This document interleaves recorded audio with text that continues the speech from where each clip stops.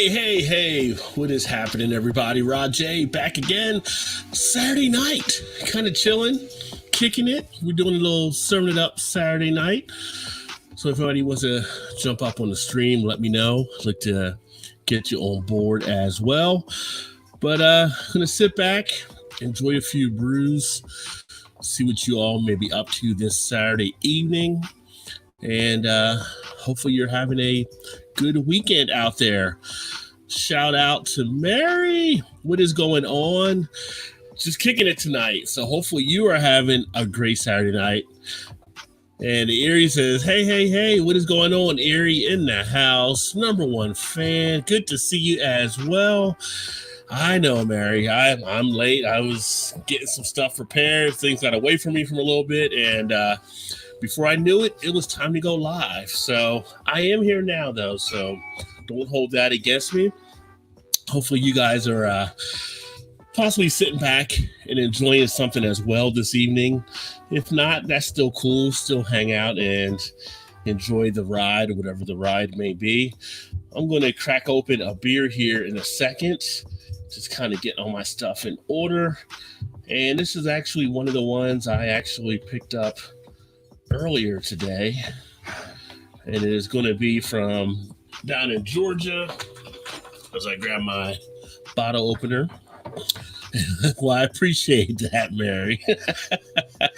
It says hello to Erie as well. This is actually going to be a look at the Sweetwater Insane OG, their G13 variant that was actually done with Be Real from Cypress Hill.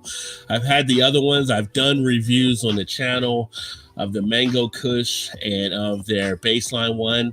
So this will be one I'll be doing a review on as well. But tonight I'll just be enjoying it a little bit and talking about it with you guys, among some other things. So we'll see who else actually jumps on tonight. A few invitations out there for some people that may join us, and we shall see how that all goes. Go ahead and get this baby cracked open here. And we got Ron in the house. The Haminator is in the house as he is rocking the hams tonight. I actually thought about you earlier, Ron, when I was picking up the beer, and the one place I was at, they actually did not have the hams. So I did not pick up any today, but I didn't get to the other place still that I know that has it. I probably will here at some point, just trying to limit outside activity as much. But right now, cracking this baby open, you're already getting the faintness of the dankness of the beer itself. If you're not familiar with this style, what they're doing at Sweetwater, they're basically using a hop and a recipe to emulate what it would be for weed. So G13 to 420 strain is what they go for in this style. So you get a heavy dankness that comes out. Out of the bottle, Mexican style craft lager, malt beverage with natural flavors. And as I mentioned, it is the Be Real remix.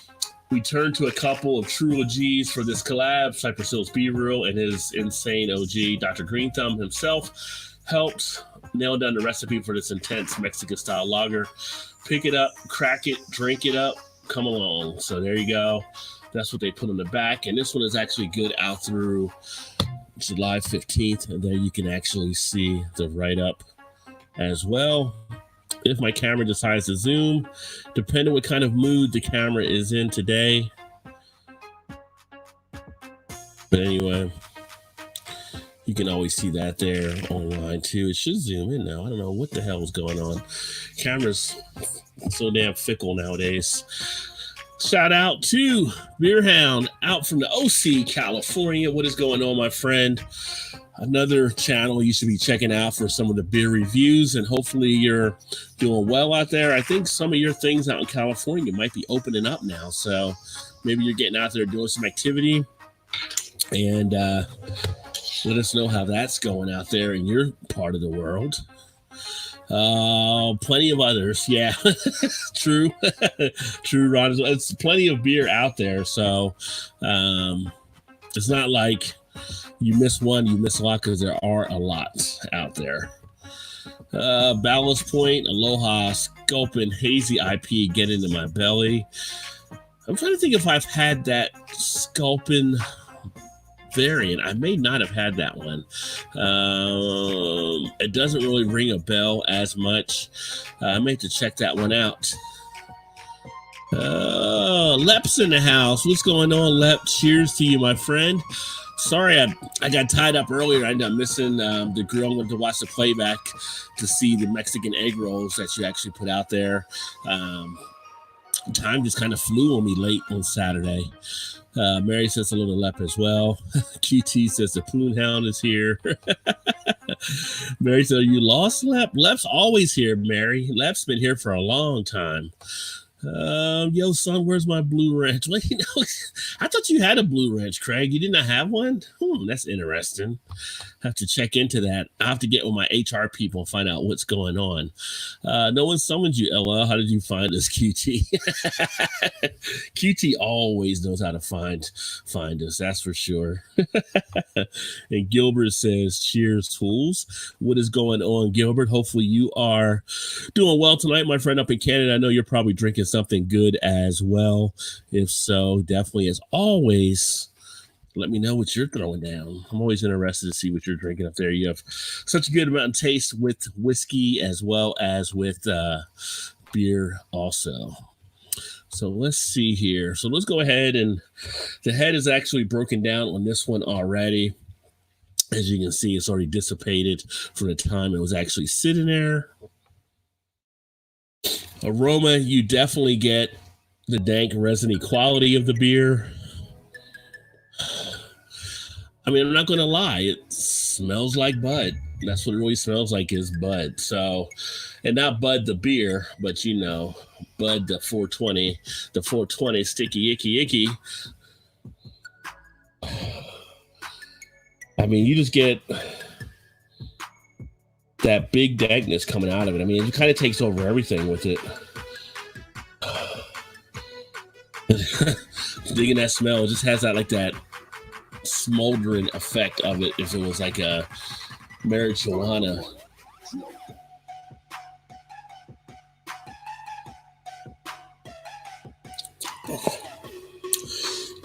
Nice crisp lager feel to the beer. Big mouthfeel of the dankness as well. You feel it on the tongue all over. I mean, they nailed whatever they were doing to get this strain down, because this comes through in all of their beers that they run under this label. And I'm actually digging it. Very light in body. Easily can be a lawnmower type beer. Now, you are going to have to be a fan of having that dankness, and dankness doesn't always mean bitterness, because it's not bitter really at all. It is that crisp, refreshing feel of the lager, but it has that dank quality of its cousin, marijuana. So I like it. And you can definitely see why Be Real went ahead and put his name on it, because they definitely nailed it there. Oh, let me see here. Mary says hello to Eric. And back Lep says hello to Mary. And hopefully you guys are checking out all the different channels here. Check out Lep, especially as he's doing more of the cooking stuff now. So if you're into cooking and grilling, he's got some great stuff on his channel that he's actually been putting up. QT says, watching Raj on the big screen, that could be a little scary. Jace, hello, Rod, drinking a British style brown ale and is okay, nice. I always enjoy a good brown ale because you don't get a lot of them out there now. So which one are you drinking? If you want to let me know the brewery and the name of the beer. Let's the key team. And very tasty. I'll review it when mommy's not home. So that tells me you must have got a sixer then. So you have some extras left over. Nothing wrong with that.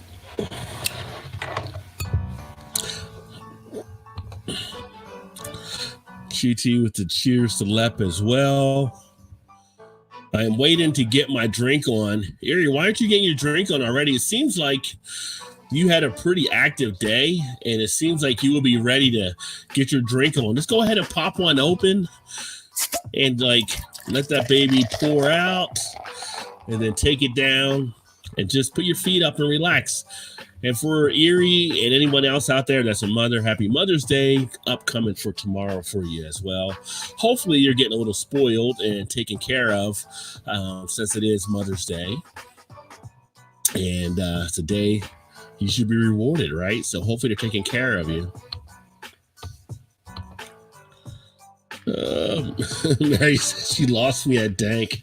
I mean, that's what it is. That's the best way to actually express it. If you know the smell of marijuana and you know that dankness of it, then that's what it is. It's not, a dank as far as a moldy type thing. It's a different definition when you're talking about it with kind of beer and weed. Erie said, "Where did you go? Where did I go? I didn't go anywhere. I was running around earlier when I went to get this stuff. I did the video earlier, and from the beer run, I picked up this and tequila and some champagne. Gonna have some mimosas tomorrow, and it was mainly stuff just here in the house. I was getting sidetracked on a lot of stuff here. So, and that says, dank." Drinking standard makers at the moment. All right, just easing into the Saturday night. I see. Wait, I was the only one who lost stream. When did you lose your stream, Erie? Was the one for tonight or the one earlier I did today? Lev can definitely get on if he would like to come on. Doesn't have to be drinking anything. You can just let me know. If I had a wrench, Erie would have nothing to do with proving my dick jokes. Be glad someone else approved it. I was going to hold it just because of that, QT. Well, no Mickey's anywhere near me, so Corona it is. I mean, sometimes you got to get with what you got. So if you got some Corona, you can definitely go ahead and, drink that there. Tunis in the house. There's a nice fire QT. Just saying. LOL. Cheers to you, Tunis, as well, my friend. Hopefully you're having a great Saturday night. My drink is way past on. So, Mary, what are you drinking tonight? What is your drink of preference? What are you actually enjoying at this point? When my kids crash, I'm going to kick my feet up and enjoy the quiet. LOL. Yeah, you made the trek out earlier while Alan and I were playing on Call of Duty, and one of your young ones was definitely needing some attention and stuff. It was so funny. Alan trying to play and talk to her at the same time, which is pretty hilarious. QT with the fire. Hey, let's welcome in our first guest of the night. We got Craig here from over at Kent Beer Reviews. What's going on, brother? How you doing? Yeah, I've got a lockdown hairdo going on here. Yeah. Your hair salons aren't open yet then? Nothing's open pretty much, apart from a few bits and bats, Yeah. Yeah, I mean, you guys are on serious lockdown compared to me. We're on kind of a lockdown in our stuff, but you guys are really like on lockdown. Yeah, well, I think today, though, you wouldn't... I mean, I've not been out, but just my street and stuff, you wouldn't think there was a lockdown going on. It's like, it's the busiest it's been probably in the last 7 weeks today. Yeah. So... when you have a prime minister that actually gets corona, he kind of looks at things a little differently. Like maybe nobody should go out. Well, he came out with a few stupid things midweek on Wednesday, and people are assuming, and all that kind of business that things are going to get opened up on Monday. But he's making a big speech tomorrow evening. over here. But I think a lot of people have misjudged what he's actually going to say. Yeah. I don't know. Silly, really. I'm sure we'll probably hear part of it then with him making a big speech. They'll probably have some of the stuff that we'll probably see as well from it. I think it depends where you are with the whole kind of thing. Where we are, we're like 2-3 weeks behind, say, Germany. Yeah. And Italy and that, which is a little bit further east. It seems to have gone from, rather than from China across the Pacific to you guys on the west coast, it's gone east. Mm-hmm. It's kind of swept the globe that way. The way kind of, if you read between the lines and watching the news and stuff. Yeah. I don't know. I just think people are being too kind of blasé about it all, to be honest with you. Yeah. I think that's here as well that we see that. Yeah. Yeah. So, are you guys here? Are you hearing anything like out of Sweden? I haven't talked to James since we talked to him last week. No, I don't. Our news is very kind of like very immediate kind of thing. You don't really find out unless you go looking for it. Then you're not going to find out about. I don't even know about what's going on in France at the moment. Yeah. We are technically the highest kind of fatality rates in Europe, but we are also including total settings in that, which is care homes and stuff like that, not just hospitals. Whereas there's a lot of countries in Europe I don't think are actually incorporating that in their figures. So either way, it doesn't matter. It's still bad. It doesn't matter.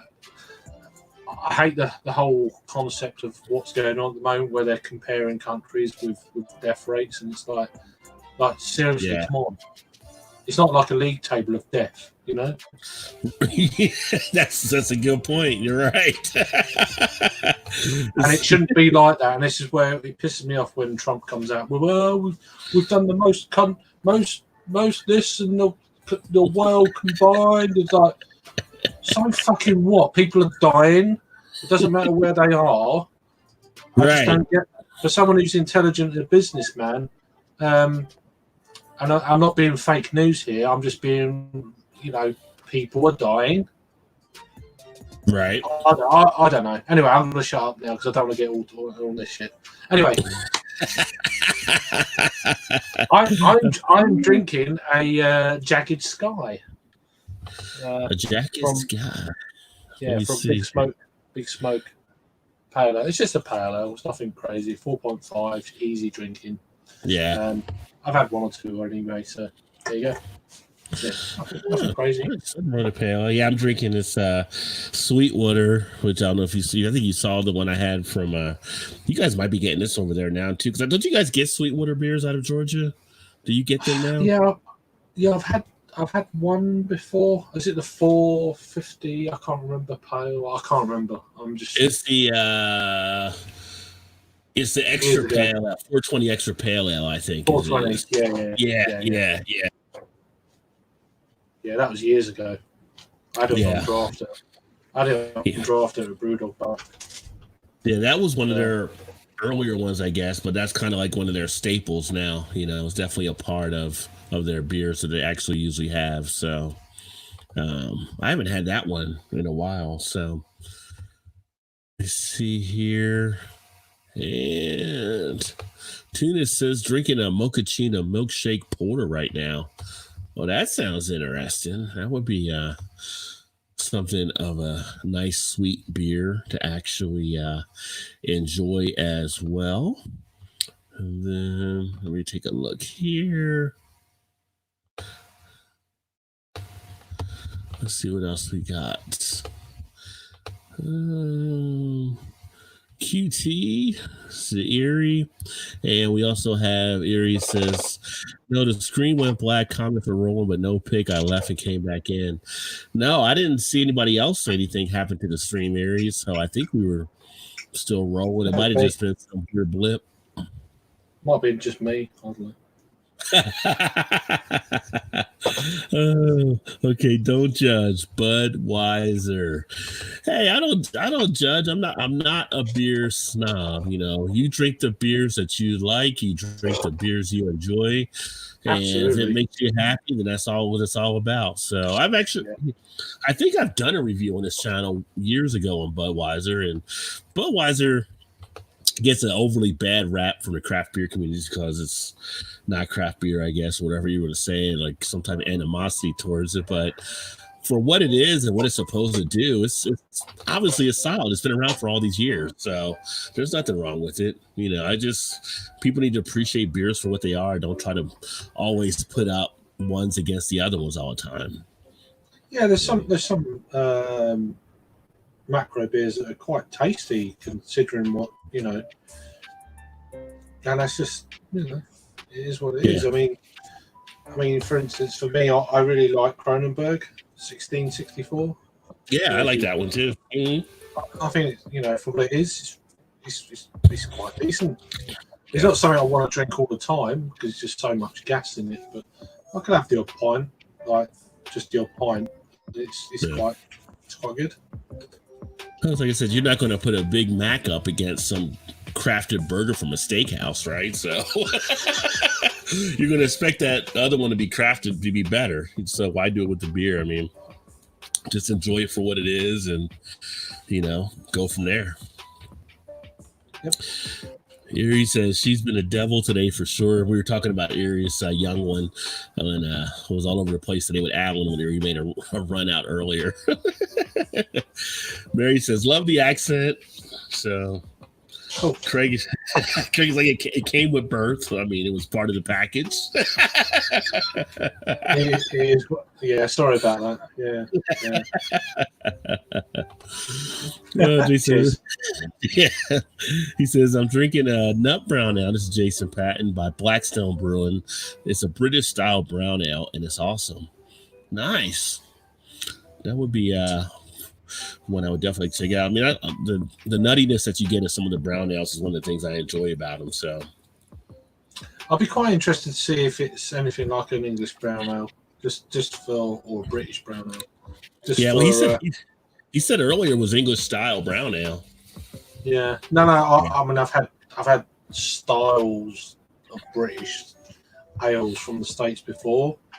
And not I mean, not that style, but yeah. I think I can't remember what it was. I think it might have been Brooklyn Brewery on was it East India? Yeah, the East India Pale Ale. Yeah, that's the one that that's the one that Eric had that time that was 6 years old when he was trying to drink it. He didn't know the 6-year-old beer got sold to him. Yeah, I've had it before. It's like on the basis of an English style, and for me, it wasn't really anything like it. There were hints of things. It had a mixture of American and I think it had a mixture of American and UK hops. Yeah. But if it's anything like a cask version of a English or British pale ale, it's not really. There's too much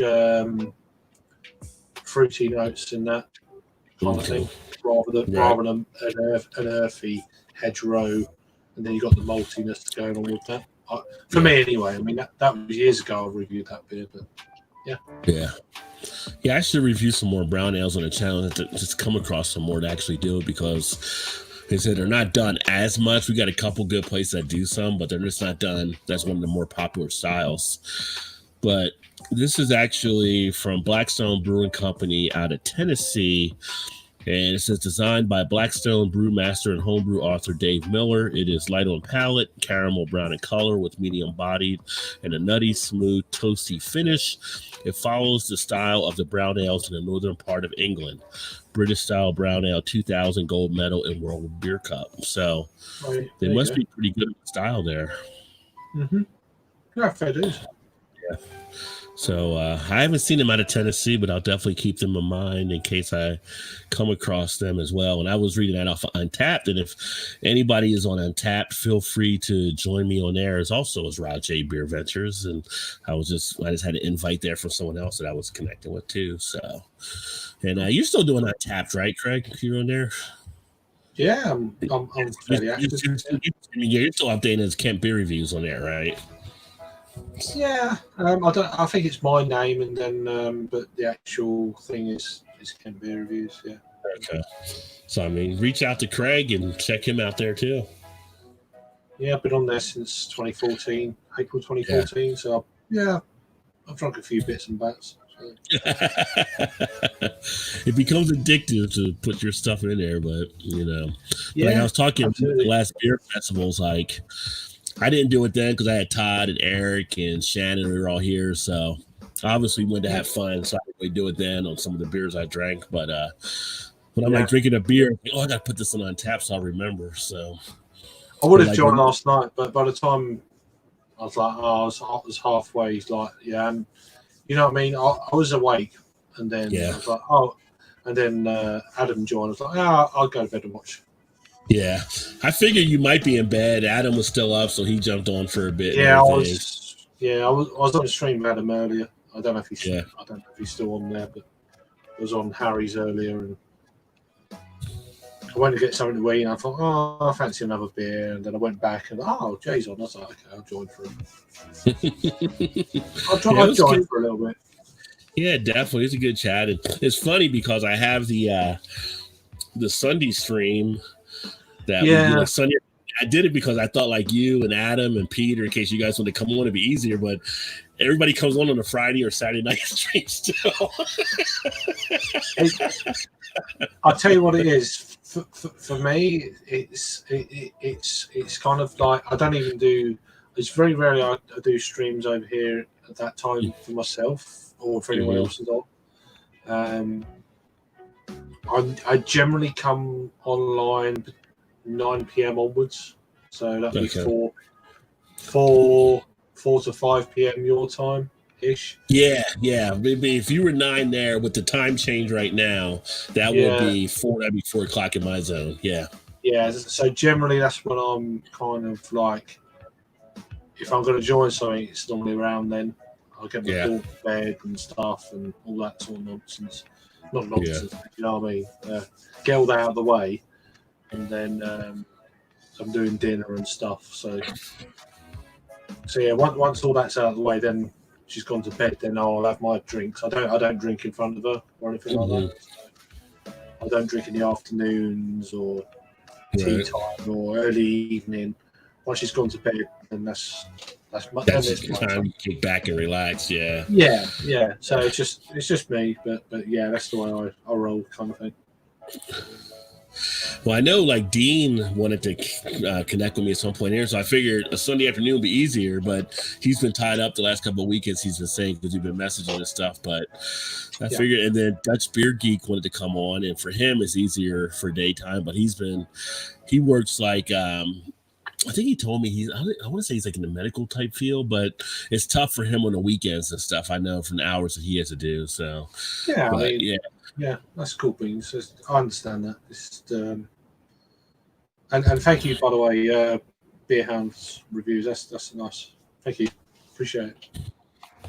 Let me see. Let me work down here. Jason said hello to Erie as well. Say what QT about that ranch? I don't see a link, Rod. Oh, I can get you a link. Let me do this, Lep. I think you have my email. If not, email me. You can email me, Lep, at. I'll put it in the comments here.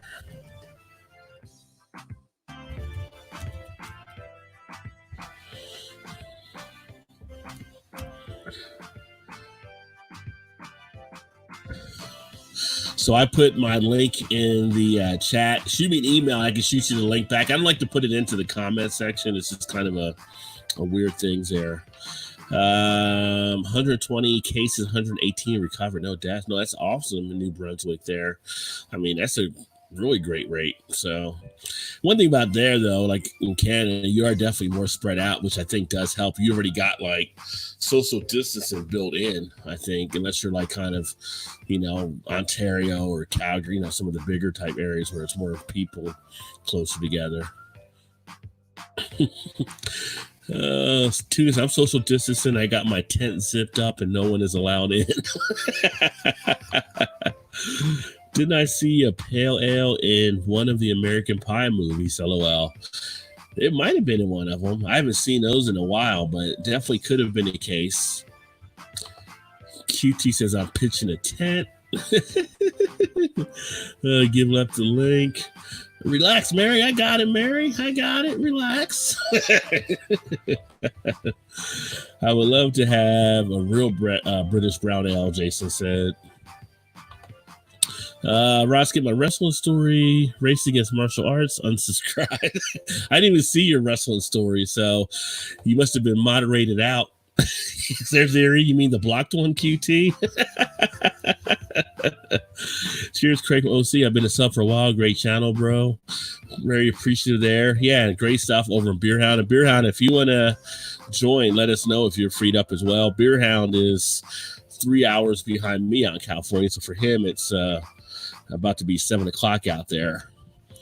And then Mary said, yeah, mostly rural. So yeah, with the rural type areas, it's kind of like some of the rural type states. You don't see it as much in some of the Dakotas or Wyoming or maybe like Utah, because people are more spread out. You're seeing massive more in city type things where people are on top of each other, I think.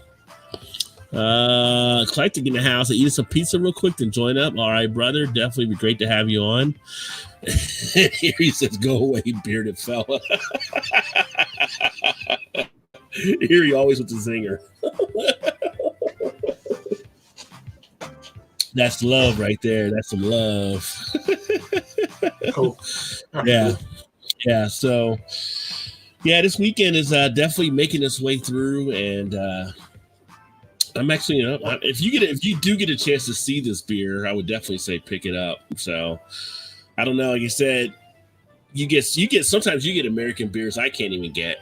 It's like just the way things turn out, which is so funny. But again, you'd have to like the so-called dang quality that you would get with the beer. But if you enjoy that, then you would enjoy this beer for sure. So was it a bank holiday for you yesterday? Was it a what yesterday? A holiday? A bank holiday? No, not for us. It was just you guys weren't, Adam said, because of the holiday over there, but yeah. It was VE Day yesterday, so it just fell yesterday, I think. Yeah, our next big holiday will be May 25th because it'll be Memorial Day. Yeah, so we get Monday. Yeah, we get 2 bank holidays on Monday.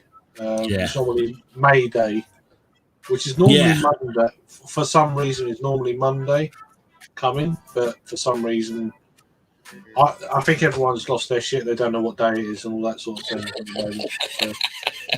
Still works out to be a 3-day weekend, so that's nice. To a lot of people, it's a 7-week kind of thing. So I don't know. Yeah. It's all like every day's like Sunday kind of thing, It's weird. Yeah. So it's funny today. We actually had our grocery order because we've been like ordering groceries, like Kroger just bring it to us and stuff. Yeah. And they were running out of stuff.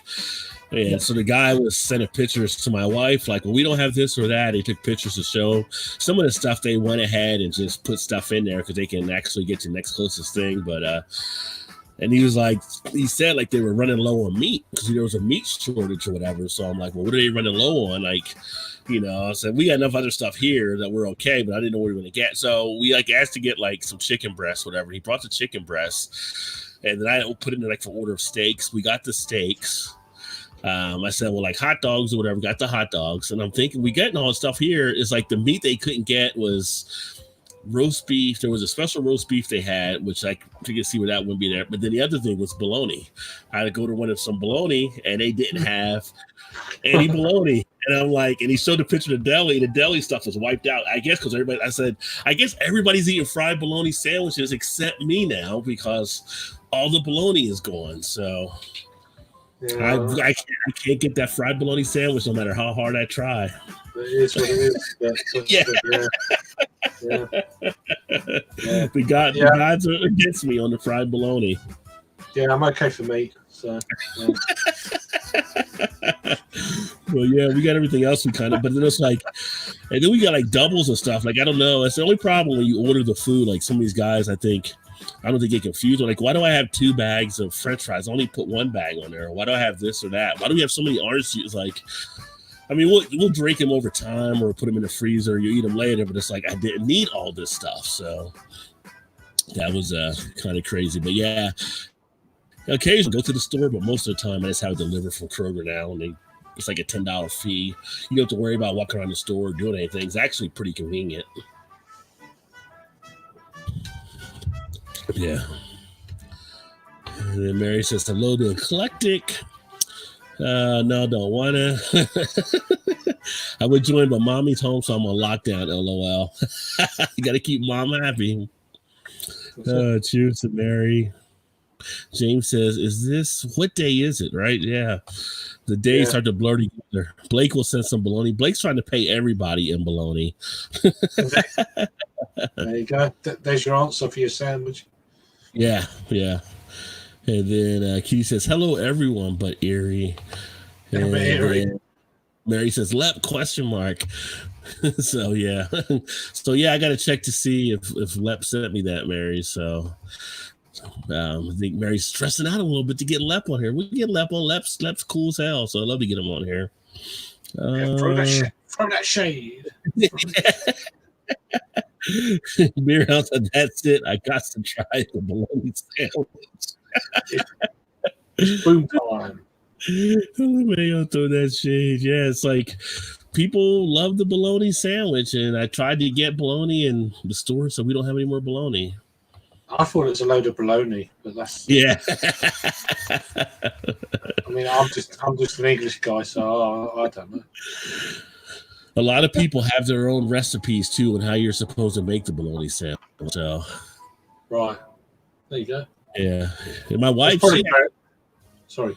No, I'll say my wife had fried bologna growing up, and she was saying, she was saying mayonnaise and black pepper or something on it, but but I'm like, I never had it. A lot of people do it differently, and there's like, oh, you don't do it like that, you do it like this. It's like over in Europe, it's like spaghetti bolognese, which I done earlier. There's so many different variations you can do it depending on what you want in it and all this sort of thing. And there's no right or wrong way with cooking. I've found it's just do it the way you like it. You know? Hey, well, people, I think they cook to their preferences, I guess. Absolutely. But it's a matter of what you actually. Exactly. There's no rules. There's no rules. There's no. Something I've learned over the last 2 or 3 years since I've been doing a little bit of it, badly, but generally doing it. There's no real rules. It's just you tweak it as you go along over the years and try this or try doing different things. Right. That's the way I work it. Except ketchup on steak. You should never put ketchup on steak. Oh God, no. Somewhere you got to draw the line, and that's the line to be drawn on that one. Yeah. Let me see. Miracle Whip and mustard. I like Miracle Whip. Mustard, I've told mustard on a bologna sandwich as well. Erie says just mustard on it. What the hell's Miracle Whip anyway? Miracle Whip is a mayonnaise type dressing. It's got more of a tanginess to it than mayonnaise does. It's more of a flavor there that I prefer Miracle Whip to mayonnaise because I like. Is it like Goujon mustard? or is it that? Well, I mean, it's like a different, like Dijon would be a different type of mustard. This one's kind of different. Dijon, yeah, like a different type of mayonnaise, a little bit more of a tanginess to it, maybe a little bit more of a subtle sweetness to it, but it's just you definitely taste the difference if you taste them side by side. And some people love mayonnaise, some love Miracle Whip.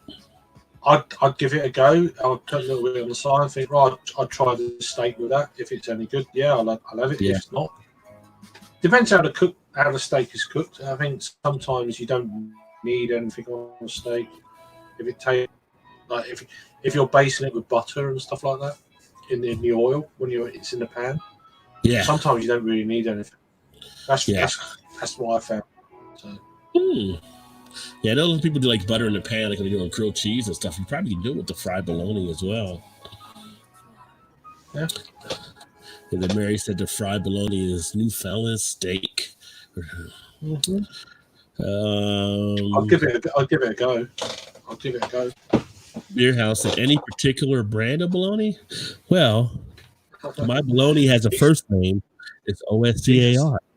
My bologna has a second name is MAYER. So Oscar Mayer is what I like. Although people eat cons usually around here as well. Erie's is Carolina Pride. That's one they have there locally. There's brands of bologna. Oh yeah, different companies that break down different. It's like anything. It's a product, and different ones sell it. Usually Cons, Oscar Mayer. Your smaller ones like Erie said, Carolina Pride. Different, smaller companies that do it. I'd try them all. Yeah. I mean, it's just like ham or any other type of lunch meat or turkey or chicken. Yeah. Spam. Yeah, God, I've never had spam either. And no one's going to talk me into doing a spam sandwich. That spam fritter. Yeah. No, I'm just spam. It's just Monty Python sketch. So there you go. Yeah. No, I have friends that have had spam. They really like spam, and Hawaii spam is real popular, but. Hawaii spam. Yeah, they go through spam like crazy in Hawaii. So I don't know why. Spam. See, hashtag dad joke. Sorry, had to give you the buzzer on that one. Sorry. Oh, let me see. Erie's not a fan of mayo, as shown by her emojis, which I agree with. I'll put Miracle Whip on anything. Now, I will use mayo if I need to use it, like making a tuna fish sandwich or something like that. Or if I don't have Miracle Whip and I do want like a bologna or a ham sandwich, I'll go and use it. See, I've had bologna cold. I just never had it fried. So I've had cold bologna sandwiches. Hey, thank you, QT. I know my Miracle Whip. Maple leaf bologna. Yeah, he knows where the whip is. Yeah. Which reminds me, where's Vanessa at? Vanessa should be here with the whip. Fried bologna with mayo and mustard and vine ripe tomatoes. Oh, good. That's not bad. I'm kind of digging the tomatoes being on there. Never will argue with you on the spam, right? Yeah. We may debate on Zima, but we stand the same on spam. There are 15 flavors of spam. That I did not know. Wow. I just thought it was all just one in the blue can and people just did different things with it. I don't do either. The smell of them make me gag of the spam. Yeah. And Lep, I don't know if Lep's still here. Lep hasn't sent me an email for me to get him the link. So we'll see if Lep shoots that over. If he shoots it over, definitely get him on here as well. And Leprechaun TV, they actually do a lot of cooking on his channel. So he does like there's like a flatbed type grill called a Blackstone. And they grill that and do a lot of food stuff on that one. Okay. I need to sub something. Yeah. I'm learning more and more at the moment, just like pretty badly to start with, and then just like the more I think it's like anything. The more you do things, the better you can tweak it. And it's weird, isn't it? It's like a craft form of cooking. I find, and also I think sometimes it's like beer. It depends what mood you're in. Yeah. It's like what you choose. What's going on, man? What's going on? Oh shit, my damn camera's drunk. I might have to drop off and then come right back in. The damn thing's blurry. The camera's got beer goggles on right now. Yeah, I happened to come in here and happened to be looking away because I put my hand in some cheese that fell that I didn't realize. You're getting after with the pizza, huh? I'll tell you. Cheese everywhere. Yeah, I'll be right back. Okay. That's a bunch of baloney. That's a bunch of baloney right there. Mary, bologna, bacon, egg, and cheese. You know what? On the bologna sandwich, bologna, bacon, egg, and cheese. I could probably be okay with that as a fried bologna sandwich. I mean, that's like just a couple meats there and egg on there, some cheese. Mm-hmm. Yeah. Put fried egg on that thing. Oh my goodness, that'd be good. So, what's your favorite way to make a fried bologna sandwich, Alan?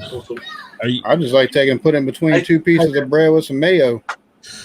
So you're not like Erie with the just the mustard. I think she's just the mustard on there.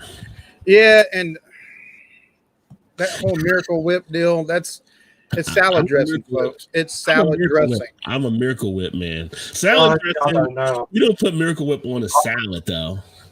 See, I'm an English. You put it in potato salad or macaroni salad. I don't know. So, yeah. Oh, no, it sounds interesting. I'll give it a whirl. It doesn't taste good. It tastes just as bad as they make mayo out to be. So, Right. Don't listen to Craig. It's better. Miracle Whip's better. I'm intrigued though. Is that what mustard is it? Is it just like yellow mustard, or is it any kind of? No, it looks like. I mean, it's right next to the mayonnaise. It's just like a tangy type of mayonnaise, really. Right. But they can't call it mayonnaise because it's not mayonnaise, I guess, or whatever how they make it. So they call it like salad. Is it cut dressing or is it spread? I can't even remember. It's used as a spread, but it's supposed to be a dressing. Yeah. But it's not like our salad dressings you get in the bottles though either. So well, you think about it now. You get those cups of dressing from the fast food restaurants. They took that big size and just put it in a jar. So it's the same concept there, buddy. Yeah, but it's too thin. That dressing is too thin. You got some body to the Miracle Whip, so that's what I say. Like you can't pour. They're not gonna put ranch on a sandwich. Although somebody probably has. I'm just saying most people are not gonna put ranch dressing. I put ranch on pizza. Yeah, but that's not a sandwich. But I wouldn't put Miracle Whip on pizza. I'm just saying. I'm not putting Miracle Whip on anything. Some people may have put Miracle Whip on pizza, so if you did, I'm not saying it's anything bad you've done, but it's kind of weird. But again, just as long as you don't put ketchup on steak, we're good. No shit. If you put ketchup on steak, you're the same kind of disgusting as a person that puts Miracle Whip on sandwiches and pizza. Oh, don't put them in my I don't know what Miracle Whip is, but it sounds. I'd give it a try, but seriously, ketchup on steak is like, nah. There's some people that like cooking their steak until it's like shoe leather, and then they put like ketchup on it, like it's gonna help it at all. It's still you're gonna eat on it like it's damn jerky at that point. Yeah. No, I like my steaks like medium to rare. Yeah, that sounds good. Yeah. Our president though, he puts ketchup on steak, so there you go. Yeah, well, what do you expect? Why does that not surprise me? Everything makes sense now. Everything makes sense. I'm surprised he doesn't put fucking bleach on his steak.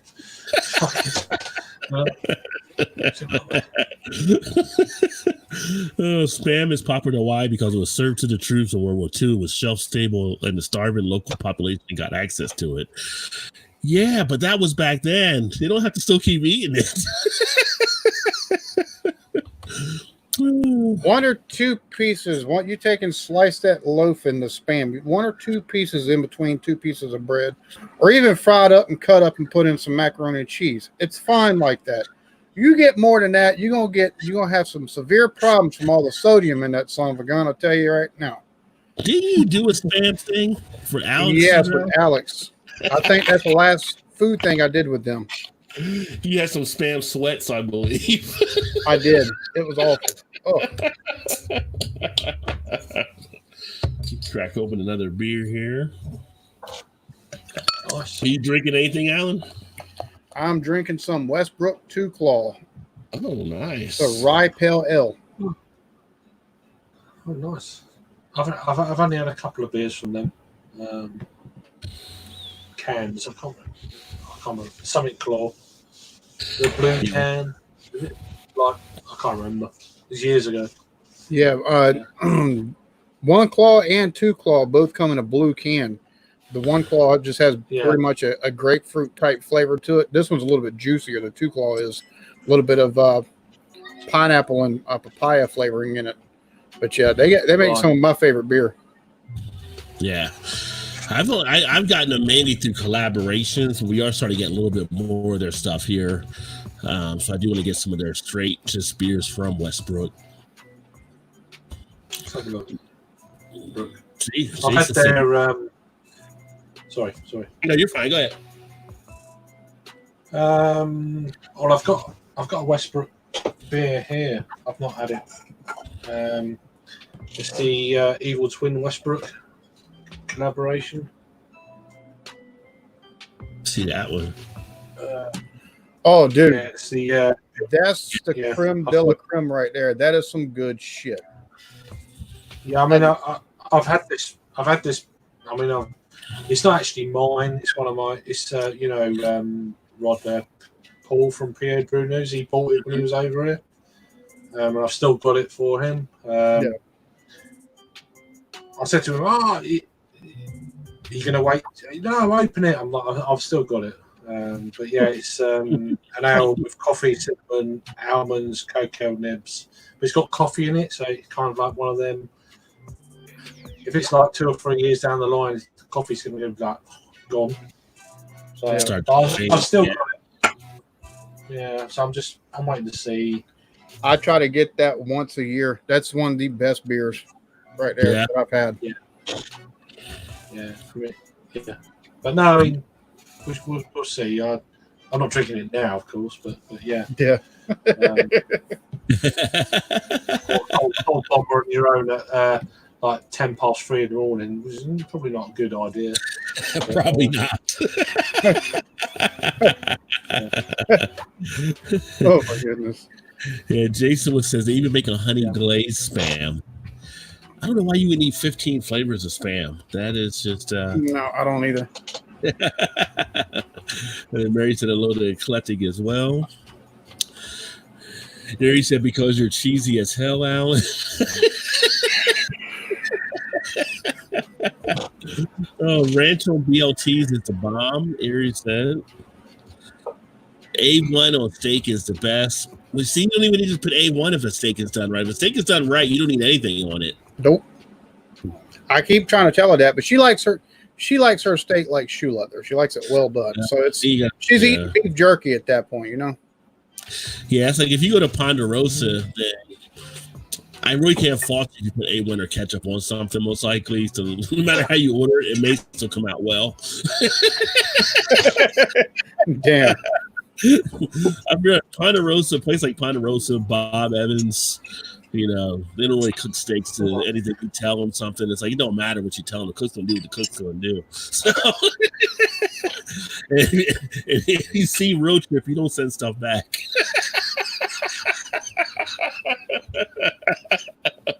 Oh my goodness. Let me see. A1 or anything, or even on the bottom is the best.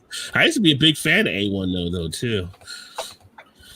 I used to be a fan of A1. I'll still eat A1 on steak every so often, but it's got to be one where it's like the seasoning's not, the season is not right, and just the cut of the meat for whatever reason. Even if I cook it the way I like it, for whatever reason, I'll take a bite or two, and it's like something's still lacking off of this. It's not. I don't know if it sat for too long before it got sold or something, but it's just not. It's not that great of a steak flavor to it. So I'll take and put some A1 on it if we got it. Yeah. That's rare though. That's rare. I think Eric has probably seen me eat steak on or A1 on steak probably about 4 or 5 times in the 10 years we've been together. Yeah. I'm drinking an Irish beer here. So it's called Knock. Mock. I don't even know how to pronounce that. What's it called? Knock metal down. Knock metal Yeah. down. It's a nice stout, that. Yeah. Something like Hi, Craig. that. Oh, there we go. Sorry. Hi, How everyone. you doing, Adam? Not that we've been on the chat earlier Yeah, on. It's the Irish No, stout. I did mention Earth. I thought it was ending the way I was like, so I left. So I didn't realise It did, and then it didn't. What's it was all about Seaside Mark. What's the ABV on that one, Craig? What's the ABV on that one? 5%. Nothing 5%, crazy. Nothing crazy. Yeah. Yeah. So I mean, I just cracked it. I didn't review it or nothing else. I've got a fair few beers going on at the moment. I checked my untapped fridge stroke cellar list is like 80 odd. So I was like, yeah, I'm not going to be reviewing all these. Yeah. Tuna says, I use ketchup on the bag of dicks. Alan told me to eat less. And I told him in a nice, proper way too. Make Vegas sauce. Better there, Steven. Ketchup on a load of bag of dicks. Yeah. You could have used Miracle Whip on those. Well, I'm not even going where I was gonna. Not so much, to be honest. Yeah. So, Adam, what are you drinking tonight? What's going on with you, good sir? I respect. I've got a supermarket special in the UK, which is London Beer Factory and Gamma, which is their Fuzzy Recall. It's really nice. I think it's all right. I like that label on it. It's really cool. Yeah. Full label. Yeah, 6.3. Nice. Nice. It's okay. I can't get it out. I don't like the 360 can opening. Oh, I've seen some of those like that now. Yeah. It's not. I'm not a fan of that. Almost like Mickey's Big Mouth. It's okay. I'm near to finish it, to be honest. But it's like tropical citrus. Definitely, it's very sweet. It's got almost a cloying attribute to it, and it's yes, you get that tropical fruit all the way through, but when you deal with sort of a sugary end to it, is that really sort of a refreshing beer when you're dealing with that? Is it kind of confectionery type? Bordering on, yeah.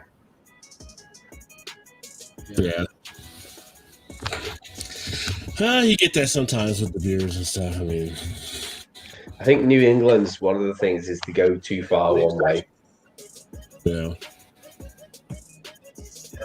You get to a confectionery kind of like almost. It's a bit too fake with the sweetness. It's not more of a natural sweetness. Well, you get I've had a few beers like it. Yeah. You get that longing, rather than a longing bitterness, you get that longing sweetness all the way through. And do you really want that going into the next beer? Yeah. Sometimes a lot of times I have a glass of water in between the palate, so there's nothing left over. But we're supposed to be heading towards summer, but today it got cold as hell. Not cold as hell, but cold for the time of year. It's like down in the 40s. Last time we got down like to 28 degrees or whatever, which is crazy. So dang. It's kind of some weird weather patterns. Actually, my wife had one of the little heaters on because she was kind of cold, but these weather patterns taking place. I don't know what to make of it. They had some snow in some parts of the country today too. I know one thing. When I get off of this stream, I'm gonna take and bring up some grime to listen to after hanging out with these two fellas. Yeah, so you can do some reactions. What? I don't know. Now I hear the accents, and I'm in the mood to take and listen to some grime music now. So it's like, Yeah. Yeah, I can see why you want to do that. Yeah. But yeah.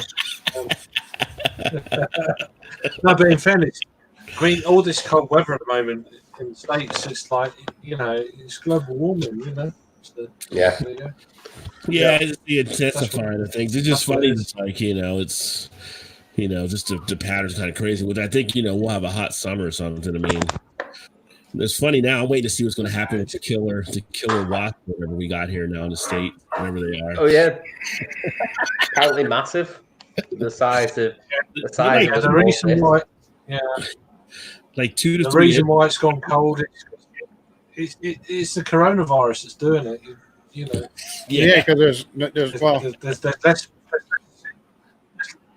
less CO2. It's colder, Yeah. Wearing shorts. Nothing to do with the sun, warm. It's just there you go. Yeah. What? Yeah. Well, the problem we have with the I ain't even killer wearing shorts there. isn't really as much about killing actual people. It's more about killing the honeybees. That's the issue, because they start messing with the honeybees, and I can't make no fucking mead. They start killing the honeybees. God damn it! They can't be having that bullshit. Well, blame. All I can say is just blame Monsanto, and there's your answer. Yes. Yeah. Well, you figure someone had to bring those things in, because their patterns wouldn't have had them flying into the States. So, and they came from the Far East. So somebody had to bring them in from one of the Asian countries or something, because they're more in that area.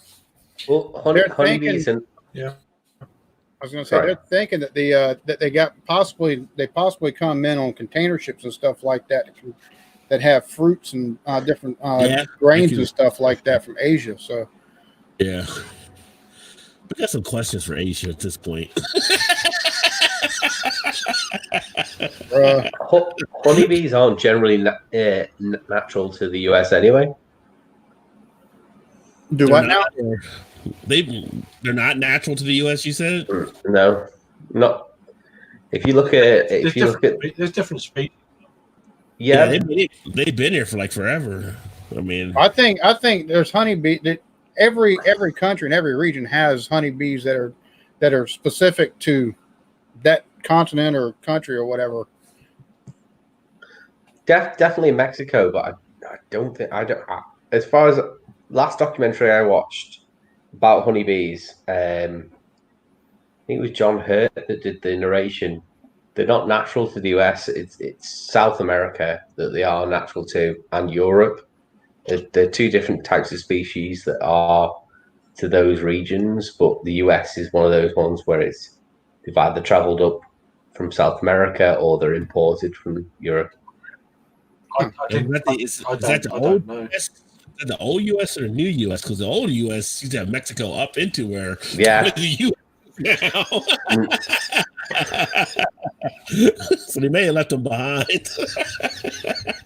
I feel like we left something up there we should have brought back. With this.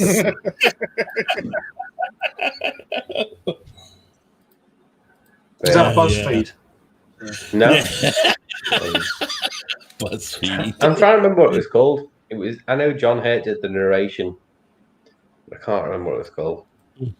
Because he talked about Austria where they're struggling because they have alpine bees, which are natural to that region. They produce alpine honey, but with Africanized bees traveling across Europe, it's basically spreading almost like almost like a virus. They have destroyed the natural hives. Yeah. Interesting. I didn't know that one. I'll have to look into that. They're Africanized bees. They're different shape. Aggression's level is different as well. Yeah, I know there's different aggression levels within. Sorry. No, you're fine. You're good. You're so polite. Americans are never like saying No, shit. no. Where do you think the Canadians learned I thought it? you was going to roll off your comments. Well, not from us, obviously. So, yeah. It's a good thing That's about terrible. having the UK guys on. They're also cordial. It's like such to freak people out. Like, why are they so nice? No. Well, you know, I'm not drunk, so yeah. That's true. It's true. But, You don't talk over people, which I'm is married. a thing as well. There's certain people I'd like to talk over. So Yeah, there's a if you can. Speaking of interesting, this is what I picked up earlier today. So I'm looking forward to trying tomorrow. So I should pull up the camera with my left hand. Oh, nice. Yeah, so I picked this up today when I did the unboxing video earlier. And because I had that chocolate tequila that really went well in the coffee, I'm going to try this tomorrow, I think.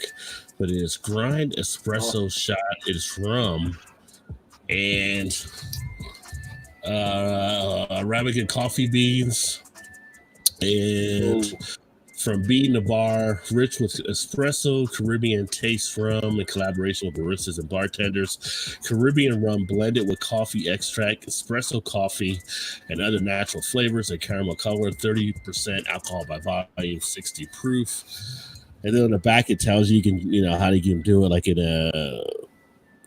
they have a grind espresso spritz where you put 1.5 of club soda and an orange slice, or the cowboy coffee. They give you a little recipe for that. You can put that with some bourbon, and then they have another one, Irish coffee. You just put it right into the coffee, or you put it with Bailey's into the coffee. So that sounds absolutely terrible. With the Bailey's.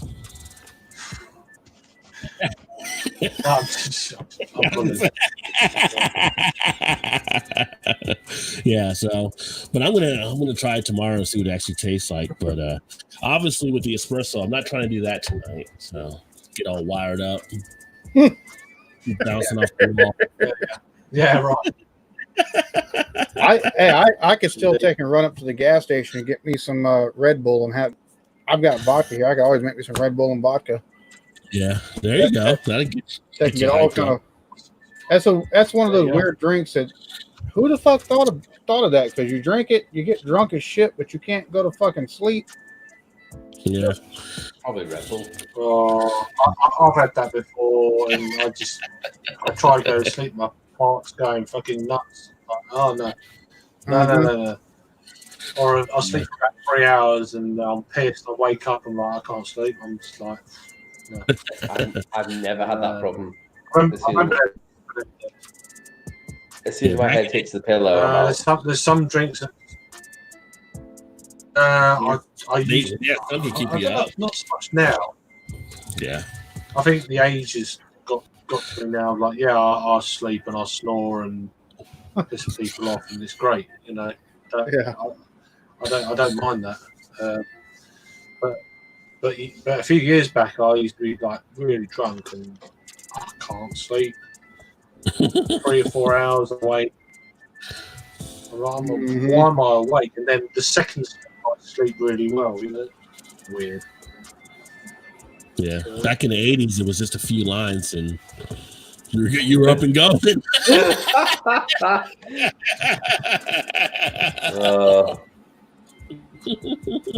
White lines. Yeah, back in the not saying I partook in any, I'm just saying back in the 80s, and that's what was happening. You walk into the bathroom in the 80s in a club and somebody's there doing using a sink or something, you're like, huh. That's why those that's why those toilet seats were so white. Yeah. Yeah. Yeah. Is it so? being in the 80s, coming of age in the 80s and early 90s, you saw a lot of shit out there. So yeah, I mean, I guess every generation kind of does, but it was definitely the decade of excess was the 80s, and everything over the top. Sounds like every time if you went to the bathroom, if you had to go to the bathroom in the 80s, it seems like every time you'd have sat down on the toilet, it'd have been like, what the fuck is that residue type shit that I sat on or something? You know? That's one way to take it in for sure if some got spilled there. Because one thing's for damn sure, there's residue off of that. Not saying I know from experience or nothing like that. It leaves a hot residue. Yeah, right. She's like, Jesus, this seat's hot. Yeah. Yeah. Why did my ass go numb? Yeah. Yeah, that's like some of the younger people that's like, before like in the 80s, they go back and watch Less Than Zero or Bright Lights Big City, and you'll see what it was like to party in the 80s. And I can guarantee you a lot of that stuff was happening. I kind of a bit of the 80s, but without actually. I tried to get into a nightclub when I was 9, but it didn't work. Yeah. When you were 9. Damn, starting early, weren't you? Yeah. I thought I was bad. did. I got in at 16. Yeah. That was the earliest. Yeah, but I tried. We used to wait outside for the women to come out when they were drunk and just see where we could get. But that's the way it was. I was still at 16 when I was trying to get into a club. I was still shit scared of women. No, when I was 16, Yeah. I got served alcohol. I'm still scared. I'm still scared. Nothing's changed. But, Yeah, still tried. At 16, I could buy alcohol in the store. So, like seniors would ask me to buy them. Like we had one of the stores, and it was an India couple, and they thought because at that time it was 18 with the drinking age, so I was 16, I think. They switched it over, but I was able to go in and buy beer and stuff. I was the same, Rod. It was a case of it was 18 in the UK, and I couldn't get served in a shop, but certainly I could get into a bar and get served, and that. Not necessarily all my friends could though, so it wasn't exactly the greatest nights out because you'd have to leave someone outside. Yeah, at 17 we were able to. We had a local go-go. I used to get that. We had a local go-go bar near us, and we got into that. And then it was me and 3 of my buddies, and we had fake IDs, and we were able to get in. The first 3 of us, and the 4th one got in. And then they realized it was fake or whatever. And the other thing was he wore like his senior jacket from high school. Like, why the fuck would you wear your senior jacket from high school, like into a bar, like But we hit it. He left, and we all left. He got kicked out. Yeah. What was you saying? Earlier on, Adam? That guy that never got in. Yeah. Yeah, I remember them days. He was very short, so it wasn't always to his advantage. I wasn't very short. It's like, you need shoes. Oh, fucking, when you're like, you don't think about when you've been out all day. You got the wrong shoes on. They eat a bag of dicks without ketchup, so I can't really verify that they're a genuine person. That's just QT. I have no idea what that's all about. Turnout was just a bowl of party. You're just lucky that QT and Tunis aren't playing off of each other right now, because then Rod would start scrolling through the comments, and you'd be, what the fuck is wrong with these fellas? QT joins the live streams with my buddy's live stream every so often. He comes in, he'll come in with a bra on. So what's going on, Brew? I've been that drunk before. It's fine. What is going on? What are you drinking tonight, my friend? Well, that can always happen. I always walk in at the weirdest times. We keep it entertaining, that's for sure. It's just normal. Yeah. It's just the world we live in. I saw that Adam had actually poured out one of the little, hazies there. Yes, sorry. Yeah. It's the session one. So it's... I've crushed the can already because I'm a rebel. Sierra Nevada, hazy little thing. Like, yeah. John Belushi in Animal House. Is that Tesco's job? Is that what? Sorry. Tesco's jobby. Yeah. Tesco's jobby. Yeah. Tesco's is like your big grocery chain. I had it. Yeah. So if you look at the rest of Europe, Tesco is Carrefour. I don't think there's a US equivalent. I'm trying to think what a US equivalent, because like we have Asda in the UK and the equivalent to there is Walmart. They did try. Yeah. Oh, Craig. They did try to branch out in America about like 5 or 8 years ago. I think it's like Tesco's local. They tried to branch out in the States and it didn't work. Yeah, I mean the States. That's when I was working for them. So. One of our main chain here, well, I think the biggest is actually Kroger, which is out of where I'm at, but they have like several stores underneath of them. I think Kroger is the biggest grocery store chain. So when I went to the US, I went in February.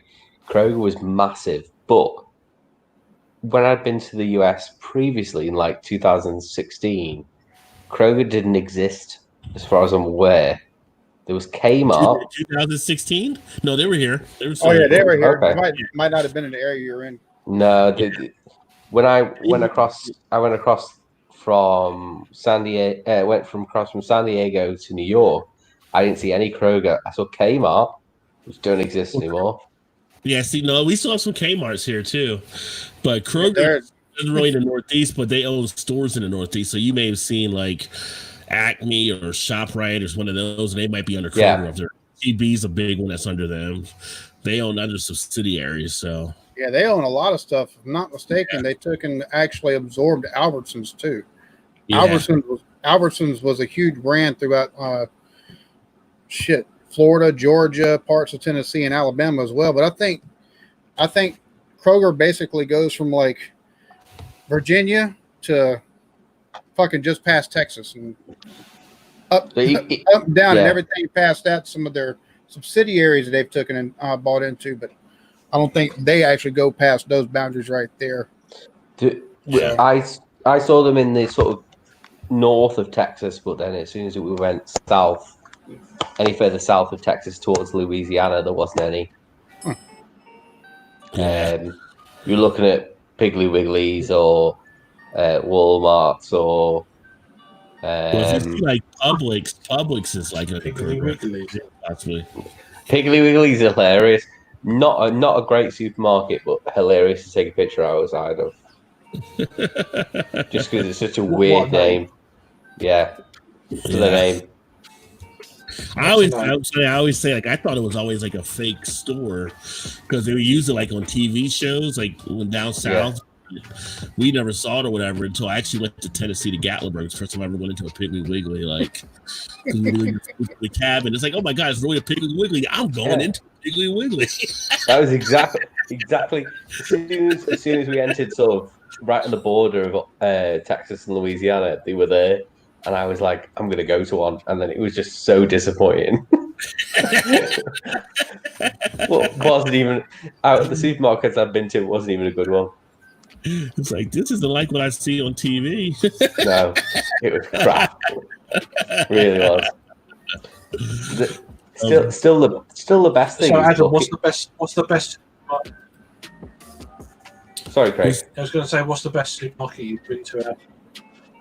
I would like to. What we'd qualify as a supermarket in Texas, they had on sort of the sides of the highway. There's a place called Buc-ee's, and in Texas, and that is literally the place you want to go if you're at the side of the road in the US. You're coming off a highway, you want to stop at a Buc-ee's because it literally has everything you want. There's nothing you could dispute. It's got fuel.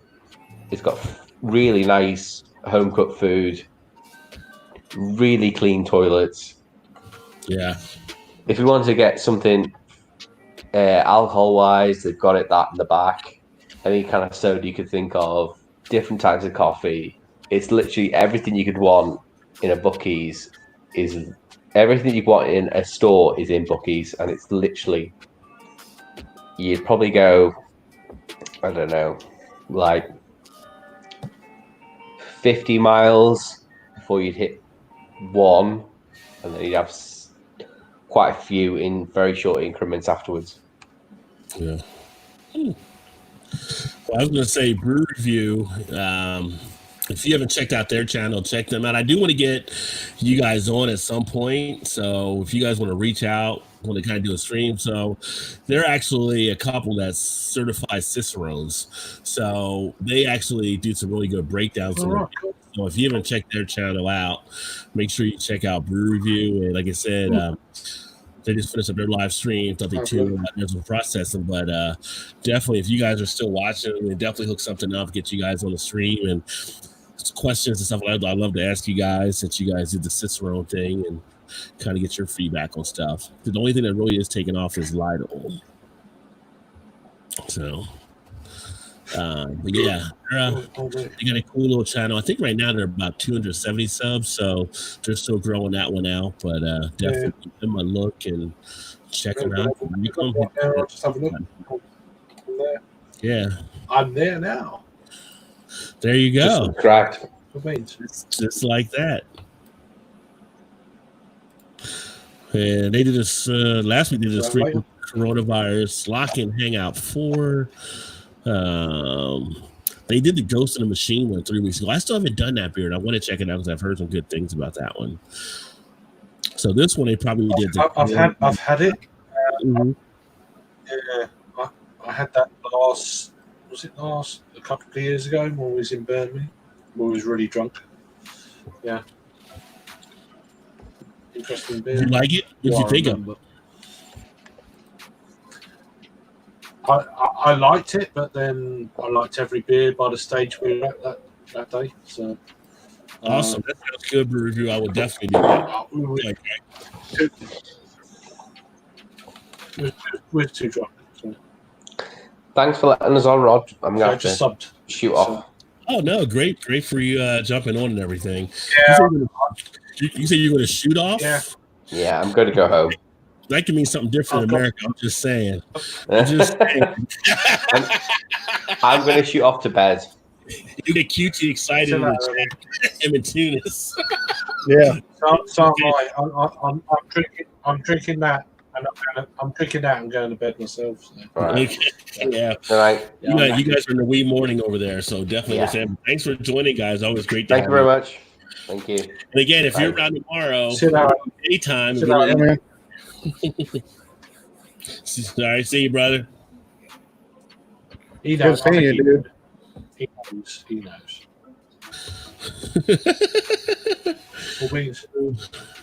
You say, yeah, we appreciate it, guys. Yep, another lock-in today featuring local brewery. Trying to get some locals featured more during Corona time, smaller breweries and exposure and money more. Yeah, definitely. And I'm actually reaching out to some of the breweries as well to try to get them on. I'm trying to get, if I get some local ones, I'm trying to get that because I do have some connections with the local ones, but I'm just reaching out to some of the more independent. Like, I really have fun when I did the Lord Hobo one that we did a few weeks ago. So I'm trying to get more in from the industry and help those guys get some new press. They actually just got a new chief operating officer that took over there this week as well. So they're doing some good things moving forward. Definitely enjoyed the beers I've had from Lord Hobo, Massachusetts. Yeah. I may or may not have just shot off myself. See what I mean? He said that, and it doesn't take long.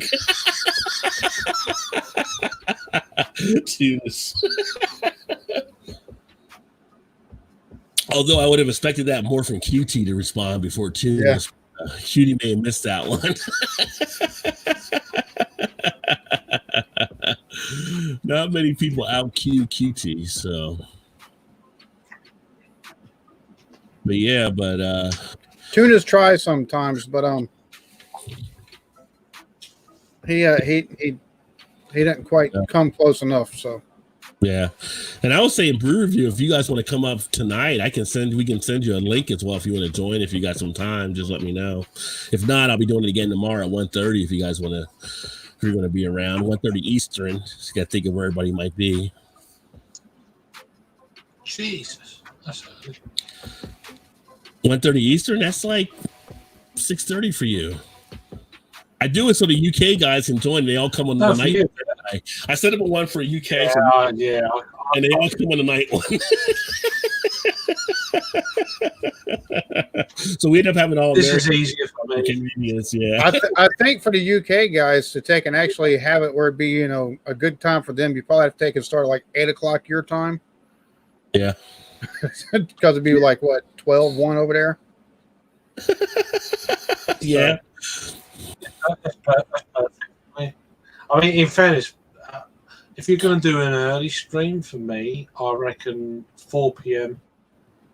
4 to 5 p.m. is where I'll be. Yeah, which is a little bit later. Because you're getting to 7, 8 o'clock sort of time. It's all good for me. I don't even join the guys over here that sort of time generally. So. I'm starting to think you're getting. I'm starting to think you're getting old on us now because you used to go until the sun came up back in the day. You used to be on here and they'd be like, "Oh, look at that, the sun's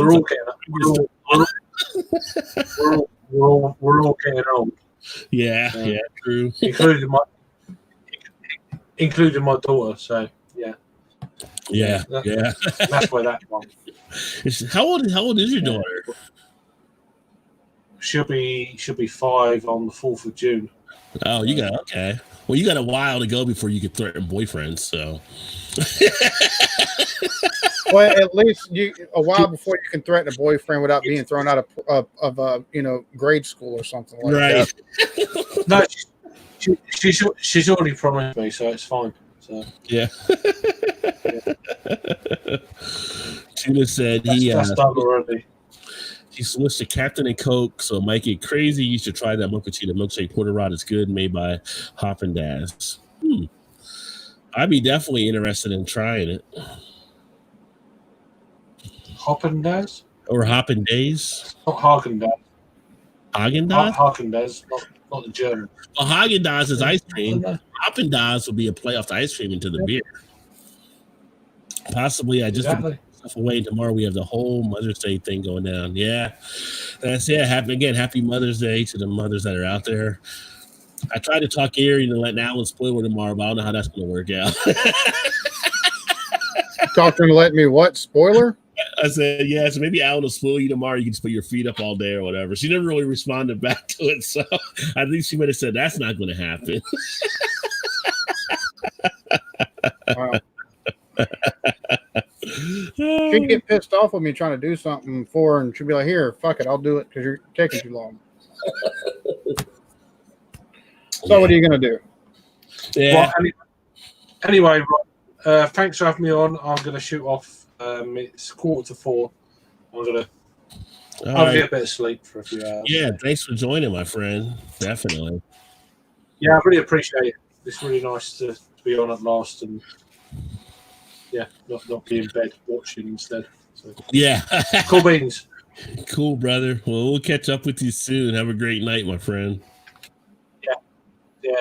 Thanks a lot. Cheers. Thanks, brother. Okay.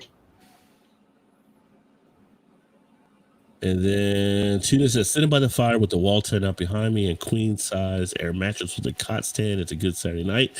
Coyotes howling and owls howling. LOL. So he actually is out in the camping thing tonight. That does sound like a good night. Yeah, he said he was in a tent. Oh, hey, what is going on? Damn, Mercy, you'd have to do that, son. Appreciate it, brother. Mercy with the super chat there. Hopefully you get a pint after YouTube take their 40%. Have a great night. Yeah, right. Actually, I found out it was 30% there, but I am gonna do that video. But it's just an interesting type thing with that. It's just, Mm-hmm. the ad revenue sharing, definitely understand that. You're on their platform, do that, and they can. Even if you do a super chat, it's still nice. It's still, I can still see where they would have a fee, but again, 30%. It's like, or was it? Did I say 30? I think it was 30. Yeah, 30 for super chat, 40 for the ad revenue. Yeah, it's like, I mean, why don't you just call yourself a check cashing place at that point? That's what you're basically doing, is running these crazy fees to do stuff like that. But again, I appreciated everything. So definitely awesome. And Tuna said English accent makes me moist. Yeah, that's the shady check cashing places too. That's the check cashing place that you don't want to go to, because Karen's white trash sister Kim goes there and tries to get all of the fake checks cashed and everything like that. Yeah, it's one of those places for sure. Yeah, it's just, I don't know. It's I always feel like it's sad that we have places like out there taking advantage of people. But it's funny. We had they finally did where they allowed people to do the payday loans or whatever. Well, for the longest time they weren't allowed. It was considered predatory loan, a predatory loan. So, it wasn't allowed. Well, they started coming in. They still weren't legal. They started coming in. And I remember getting a payday loan one time, and then the very next week I got laid off. I didn't take up there and pay that shit. I said, fuck that. I got to have this to survive on. Right. About a year and a half later, I get a phone call. You owe us. I don't owe you a fucking thing. I said, y'all are operating outside the purview of the law. So what's going to happen? You're going to take me to court for a predatory loan that I didn't fucking repay because that you lent to me while it wasn't legal and I didn't realize? No, don't work like that. We'll send the sheriff. All right, here's the address. Send them. Never showed up. Never heard another fucking word from them neither. Yeah. It's when they get challenged on, it's kind of like, what are you going to do if you're breaking the law, kind of doing it? That's kind of like the scare them into it. That's kind of like the companies that, like, you owe so and so. Well, who are you? We're a debt collector. I said, well, I don't owe you a fucking thing. I'll take and figure something out with them to get myself straight. You bought my debt, which means you're fucked.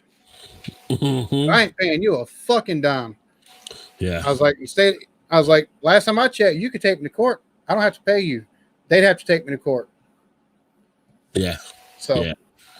Yeah, it's like, nope, I'm not going to do that. It's like, they get these people, they try to threaten people, and then most people get a fear of it. They end up paying something without challenge. But that's why, they get all the stuff in there, and then, you're on the hook for $12,000, but your lawyer gets it out of you, gets out of for $2,000 or whatever. Like, they go in there and say, you ain't got shit. Here's what we'll do. We'll help you out, because the client did say they did take some of the money, but you're on the hook for the rest. So we'll give you this amount, and then we'll go from there, and they have to settle. So it's kind of crazy, And then wish that worked in the UK at Tunis, Mercy said as well. That was about insane accent making moist. Terry's in the house. What is going on, Terry? Cheers. This morning, guys. What are you drinking? And see, Terry, he's also over in England. If you haven't checked out Terry's quick beer reviews, make sure you check out Terry. He's got a great channel.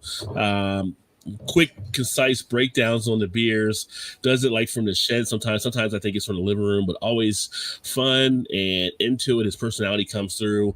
A great reviewer of the beers. But I am drinking the Sweetwater Insane OG version, which is from Sweetwater Brewing out of Georgia, and it is a Mexican style lager, kind of infused to give you that dankness of the 420 weed, so to speak. I'm gonna tell you right now, between the music I listen to mainly now at this point in time, but due to my reaction channel and the people I take and talk back and forth with, and the comments, and like even some, half the folks I seem to talk with on your channel, I might as well just move to England, because used to I'd have a hard time understanding what they're trying to. Now it's like, all right, cool. Right? Well, it's funny when I first started doing the channel, some of the early guys I actually connected with were like Craig, Terry, who's here now, Peter, Dean, Harry from Blue Nose, and some of the Canadians and everybody was like, really, I was really talking more with the UK guys, and I feel like I should be over in the UK doing beer reviews because that's the most people I'm talking to, and they really appreciate it. So I was like, I need to move over across the pond, So the guys are cool. I'm happy they embraced me, and we've had a blast talking about beers over the years. So definitely love all those guys. They're definitely awesome. What makes you feel good is whenever you got one of them going, you're my favorite UK reviewer. Yeah. That's awesome, homie. That's not something I ever expected. I don't live over in the UK. Yeah. They know it, but it's like you're my favorite reviewer for UK music. How the fuck does that happen? Because you know what you're talking about, and you're hitting on the stuff, and you don't got to be there to know it. I mean, that's true. I'll be right back. Okay. Mercy says, "Fuck me, evening Terry. You're out late." Yeah, Mercy was just on, so now you're here as well. It's funny. And man, I love Mexican and Italian style lagers. Yeah, nice Mexican lager, Italian style. Both have that nice, crisp, refreshing feel. You think of the Italian style, like the Vienna type lagers. And this one, I don't know if you've had it or not, brew review, but this is actually a pretty decent one. Let me pull it up here so you can see it a little better. From Sweetwater. And this was done with Be Real of Cypress Hill. And if you had any of their G13 beers, they're kind of going for that feel of like marijuana in the beer. You have a lot of hemp beers, stuff like that out there. Their base one is like a hemp version. They also have the Mango Kush, which is a wheat ale. And then this one is a Mexican style lager. And they pretty much nail it. And just a nice drinking one. Nice crisp feel to it, heavy dankness on it, heavy resiny quality to it. You would think from what you get out of it that it would have something like that in it, and it doesn't because, you can't really brew from marijuana. So it's kind of interesting, but they did a good job nailing it. And Sweetwater always has some nice stuff happening in the scenes. At least every time I seem to check them out from down in Georgia. Definitely one of the breweries I would plan to visit if I'm back down that area. Hopefully, I may try to get out to DC and Baltimore later this year, depending on the traveling and all that kind of stuff with the corona. If I do, I'm actually going to get out to the Guinness Brewery finally if we end up making that trip. So I'm supposed to go up to New Jersey in August, and if I do go to New Jersey, I'm probably going to drive to New Jersey. And one of my buddies up there from high school, he actually runs a brewery. He runs Spellbound Brewery, so we're going to hit his spot. But then we're also, the good thing about when you do drive is just you can pick up beer from all over to bring back, which is nice, so should be making some nice beer runs when I go up that way. Haven't had that particularly, but I've had some of the G13. Yeah, this one I like. This is probably my second favorite to the base version. The Mango Kush one was okay, but it didn't really knock me back as much. It was like, wheat ales themselves are one of the ones I've actually gotten better of enjoying over the years. But this one is a Mexican style craft lager. Yeah, this one actually nails it. And Terry said, "Little Mercy just can't sleep for some poxy reason." Well, that's why we're up, to help you sleep. Let the cool sounds let you rest. Dude, if you get to DC, we have to go drink in that place. Oh, definitely. I didn't know you guys were out of the DC area, so yeah, that can definitely work out. And then down around your area, I know we have DJ from DJ's channel that he does the beer reviews down there. He's actually right there in Maryland. There's some other guys that are down around the area too. It'd be nice to have like a meetup and do some stuff. Like a story from Blue Nose. I don't know. Blue Nose tell a story earlier, you guys? It might have been on their stream because Blue Nose is Harry over in the UK as well. But what did you just pour this time? I poured the this right here, the mango cart from Golden Road. It's not that great, but it's not that high in ABV, and it goes down nice. I'm not wanting to drink too much tonight. It's a light one for you for sure. And Terry has said, "Blimey, you're right. It's all his fault." So Harry must have told some kind of story over there that kept Terry up tonight. So Harry's been doing lockdown videos of his Corona in the UK. So, and if you haven't checked out Blue Nose Beer Reviews, you can check him out as well. And then, of course, I didn't really get a chance to say it earlier, but the man here with me, Alan, Eclectic Beard, make sure you check out his channel, the stuff that he's doing. He's got this stuff happening from his main channel, The Eclectic Beard. And I gotta pull the thing up here so you guys can see the channel name for him as well. But it is The Eclectic Beard. And he also has The Eclectic Beard review or reactions, where he does the different reactions, like he's talking about the music and stuff. He does a lot of music reactions, especially out of the UK. That's why he was saying the UK guys he talks to on that channel. And then the gaming, where we do gaming. He has a gaming channel, I have a gaming channel. We get together and we die on Call of Duty mainly, but we do some fun stuff. He also does Magic the Gathering and everything like that. So make sure you check out. Which, as soon as I can get everything hooked up and more specifically just into here where my computer room's at, I got my PS4 in here, so I'll probably be streaming more and probably recording more of the Final Fantasy VII remake, and then probably a couple of games off of Steam instead of COD, because that's so oversaturated, it's hard to get noticed. So some of these other games, it's a little bit easier sometimes if they can get some eyeballs on the product. Right, yeah, to be able to go back and do that. And I think it was The Last of Us I was doing a couple times. Then you go back and do that. I was actually getting some people that were watching that because I restarted the storyline because I never finished it.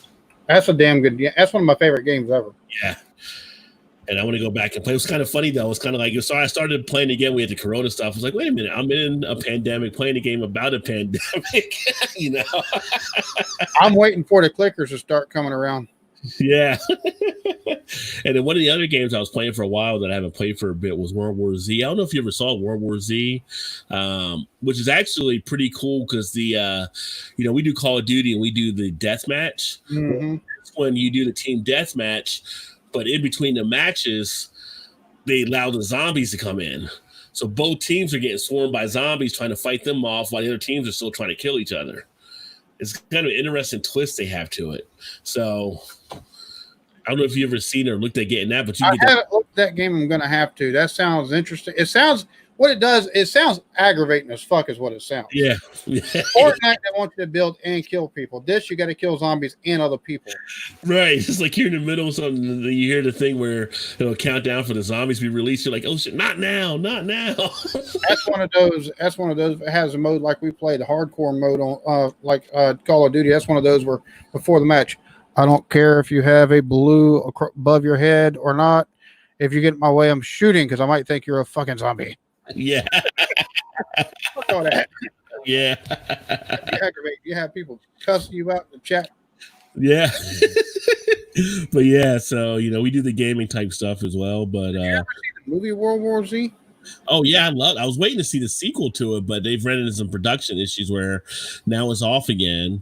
The book itself was like I guess a trilogy, so they were planning to make 3 movies to cover the whole thing. How are you gonna make a trilogy out of that? Them fuckers come in waves like they're like zombies on like meth or something like that. They're like super zombies. Yeah, but at the end, I guess it was going for the next segment of how the cure might have been, or they were trying to get the cure out or the vaccine or whatever, and if things shifted or whatever. The book is supposed to be like a really good book if you read all the way through and stuff. So, well, if that zombie virus started from a coronavirus, they're fucked because we've never cured any coronavirus. So they better hope it's something they can find a cure for.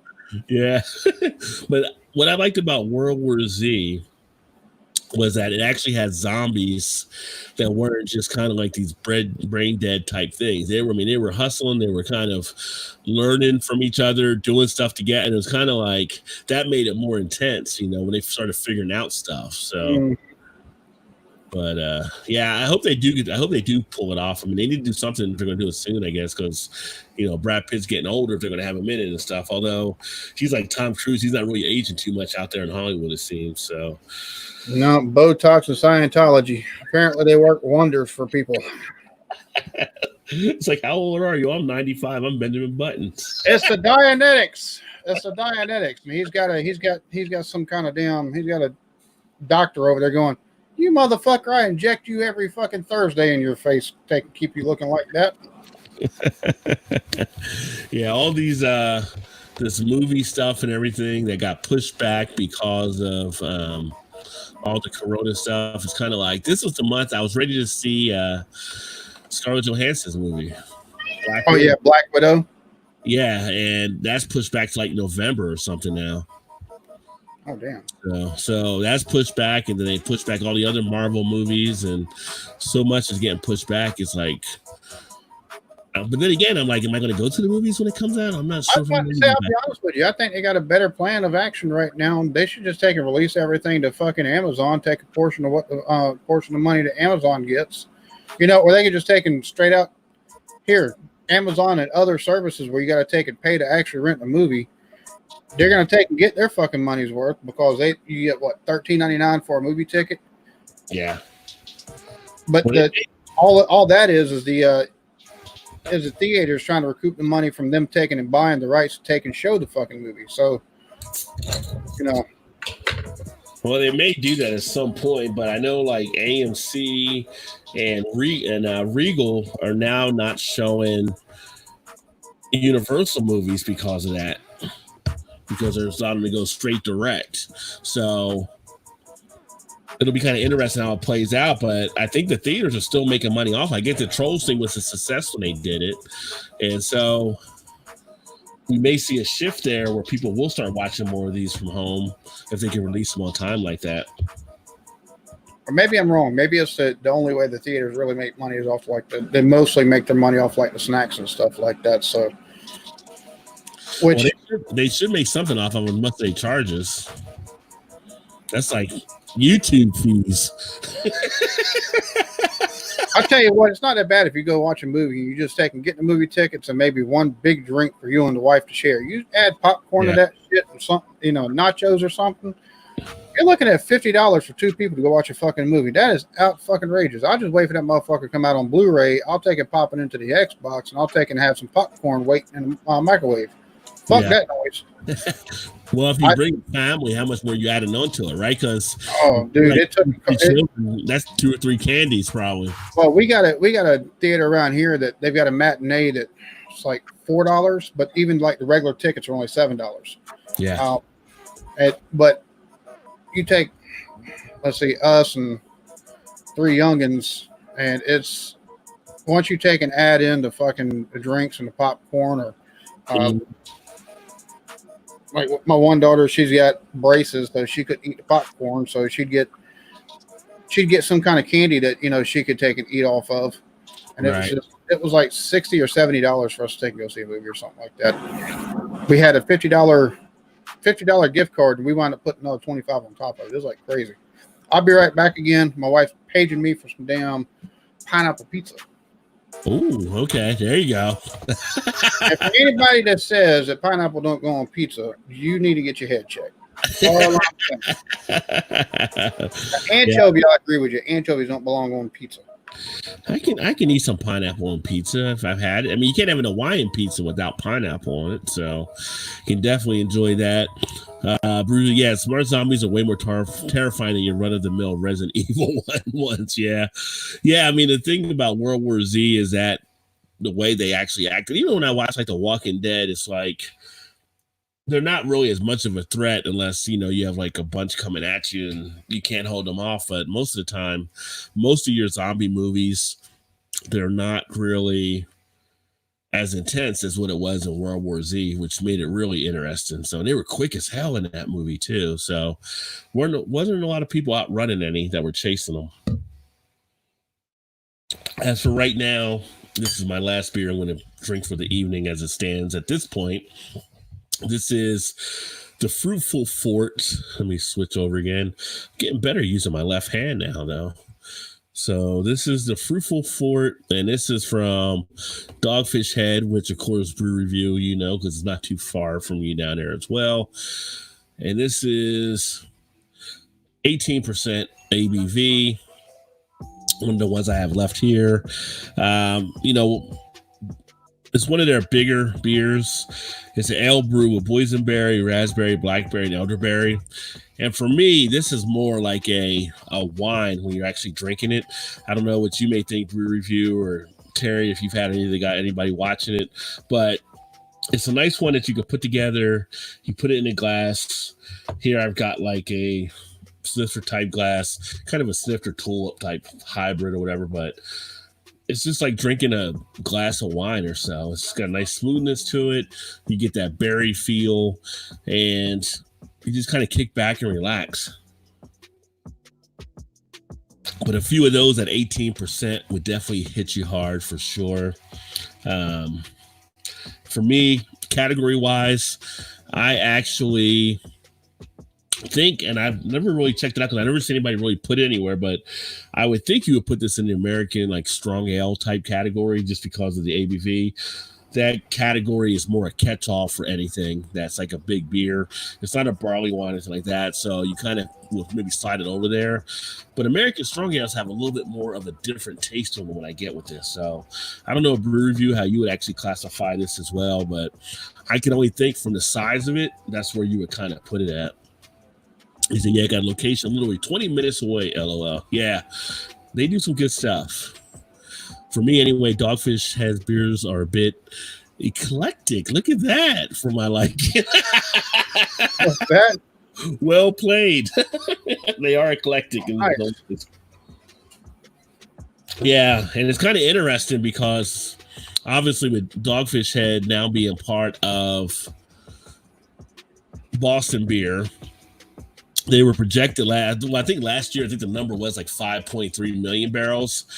This year are probably going to be thrown off because everything happened with Corona. But next year, if things are back up going again, it'll be interesting if they keep that craft beer moniker, because it will put them over that 6 million barrel list possibly, or if they'll get like some type of reprieve again from the Brewer Association. It'd be kind of interesting to see how that plays out. Like their that Fruitful Fort and the Midas touch from them. Yeah, that's what I'm drinking now, the Fruitful Fort. When you were away, I was sharing that with everybody.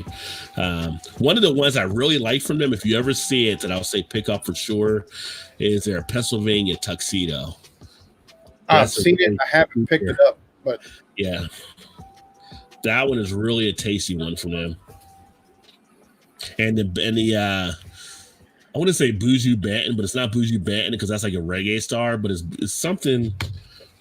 I told Erica she's lucky I have self-restraint. I went to the gas station. There's a gas station down the road from where I picked my daughter up, and they sell craft beer.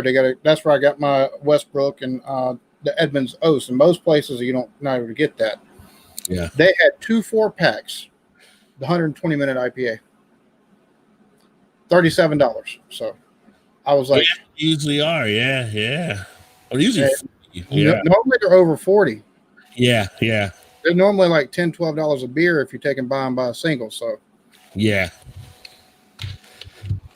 but you didn't get them. You held back.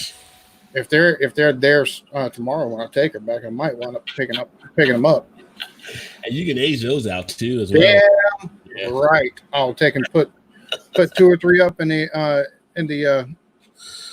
of the cabinets somewhere. Just take and let them sit for a little bit. Pull one out, they can get it chilled down every so often, drink that. Hell, one of those will do you good. Yeah. Like 16, 17% ABV. Shit.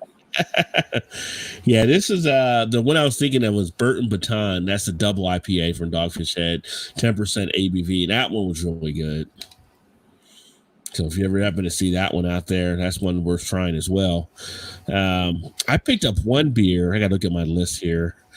I made a mistake one time. Like Weyerbacher, they've got the Merry Monks. Oh, I love that fucking beer. I could drink a 6-pack of those probably every other day if I put my mind to it. Yeah. Luckily, unfortunately, I've got to take and go to the World Market. I think that and the the bottle store I go to about 45 minutes away is where I'd have to go to get it around here. They've got another thing. It's a sour ale called Riesling, made with cherries. I fucked up bought that one time. Yeah. I like sour stuff. This took that to a whole nother fucking level.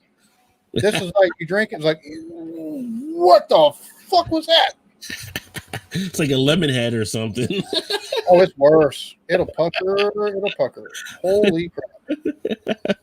I think it's like a natural sour ale or something like that. It was just holy shit. Yeah. Yeah, you get some of those sometimes. Yeah, you get hit with that acidic tartness and stuff. Yeah, you pucker up with that astringency. Bruce said love their wheat, talking about Dogfish Head. So back in the day, they were outrageous. At first, had all sorts of crazy ass adjuncts and making interesting things. Now they're almost everyone is doing much the same. Add to that their ties to Boston beer, and they just, I don't know, fly under the radar for us. Yeah, I mean, I don't know. I think Dogfish Head still makes some decent stuff, but their sequence is becoming my go-to. Yeah, their sequence is very good as a Goza, and I almost feel like they're still innovating. If you look at them versus, say, a Stone, where Stone will be looked at the same way of kind of doing stuff, I think Dogfish Head at least try to stay on top of their game more than what Stone did. I think Stone now is playing catch up on a lot of their stuff, but yeah, I mean, they're not the only kids on the block that are doing something different. So they're kind of just part of that crowd, but I'm still impressed with some of the stuff they do. I tell you, that tiki IPA that I took and got out of that Stone 12 pack on the other week, I could buy a 6 or 12 pack of that once a month and be happy as a pig in shit, because that was damn good. And it's Stone, you take and think of Stone and you get that distinct bitterness as you take and, as it could taste good right there at the front. As soon as it goes down, you get that bitterness and that just like, holy crap, that was unnecessary. It's, it made a lot of their beers unevenly balanced as good as they were up front, in my opinion. Right. But there's no bitterness to it. And even that the Mexican lager that they took and put in there, it didn't really have that strong of a flavor, but it was nice, crisp, clean, no bitterness whatsoever. So I just wish Stone would bring back the Mocha Stout. That was the Mocha IPA, but I do like their Coca Vase as well. Still, I think that's still a decent beer they put out. Terry said, "Who thought Dogfish Head was a good name for a brewery?" Some dude in Delaware, apparently. Yeah, I mean, they came up with weird he had to be a pothead. Yeah, well, in craft beer, there's some common ground for some of the breweries for sure. It's funny. Whenever Mac Miller was still alive, he took and did a special brew just for Mac Miller and took and gave him like 30 or so bottles. The rest of it he took and sold in the restaurant or whatever. But he had Mac Miller take and actually he had him try a couple of his beers. Like, this is the one I made specifically for you. Took and told him the different stuff that he put in it according to some of the stuff that Mac said that he liked. And Mac drank that. He's like, holy shit. He's like, dude, I've had beer, but this is next level. What the fuck? Kind of just blew him away. Yeah, that sounds like it's pretty awesome. And let me see here. Stone definitely likes to anchor themselves on their laurels, even on a never-ending haze. They cite their whole IPA-centric mantra. Yeah, I agree. Let me I'm gonna reset this thing. I think it might be some static coming in. Let me do this real quick.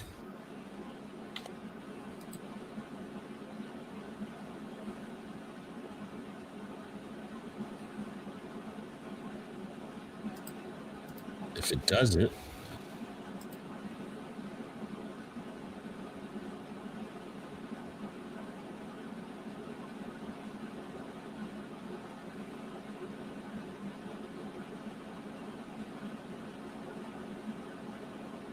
give me 1 second here.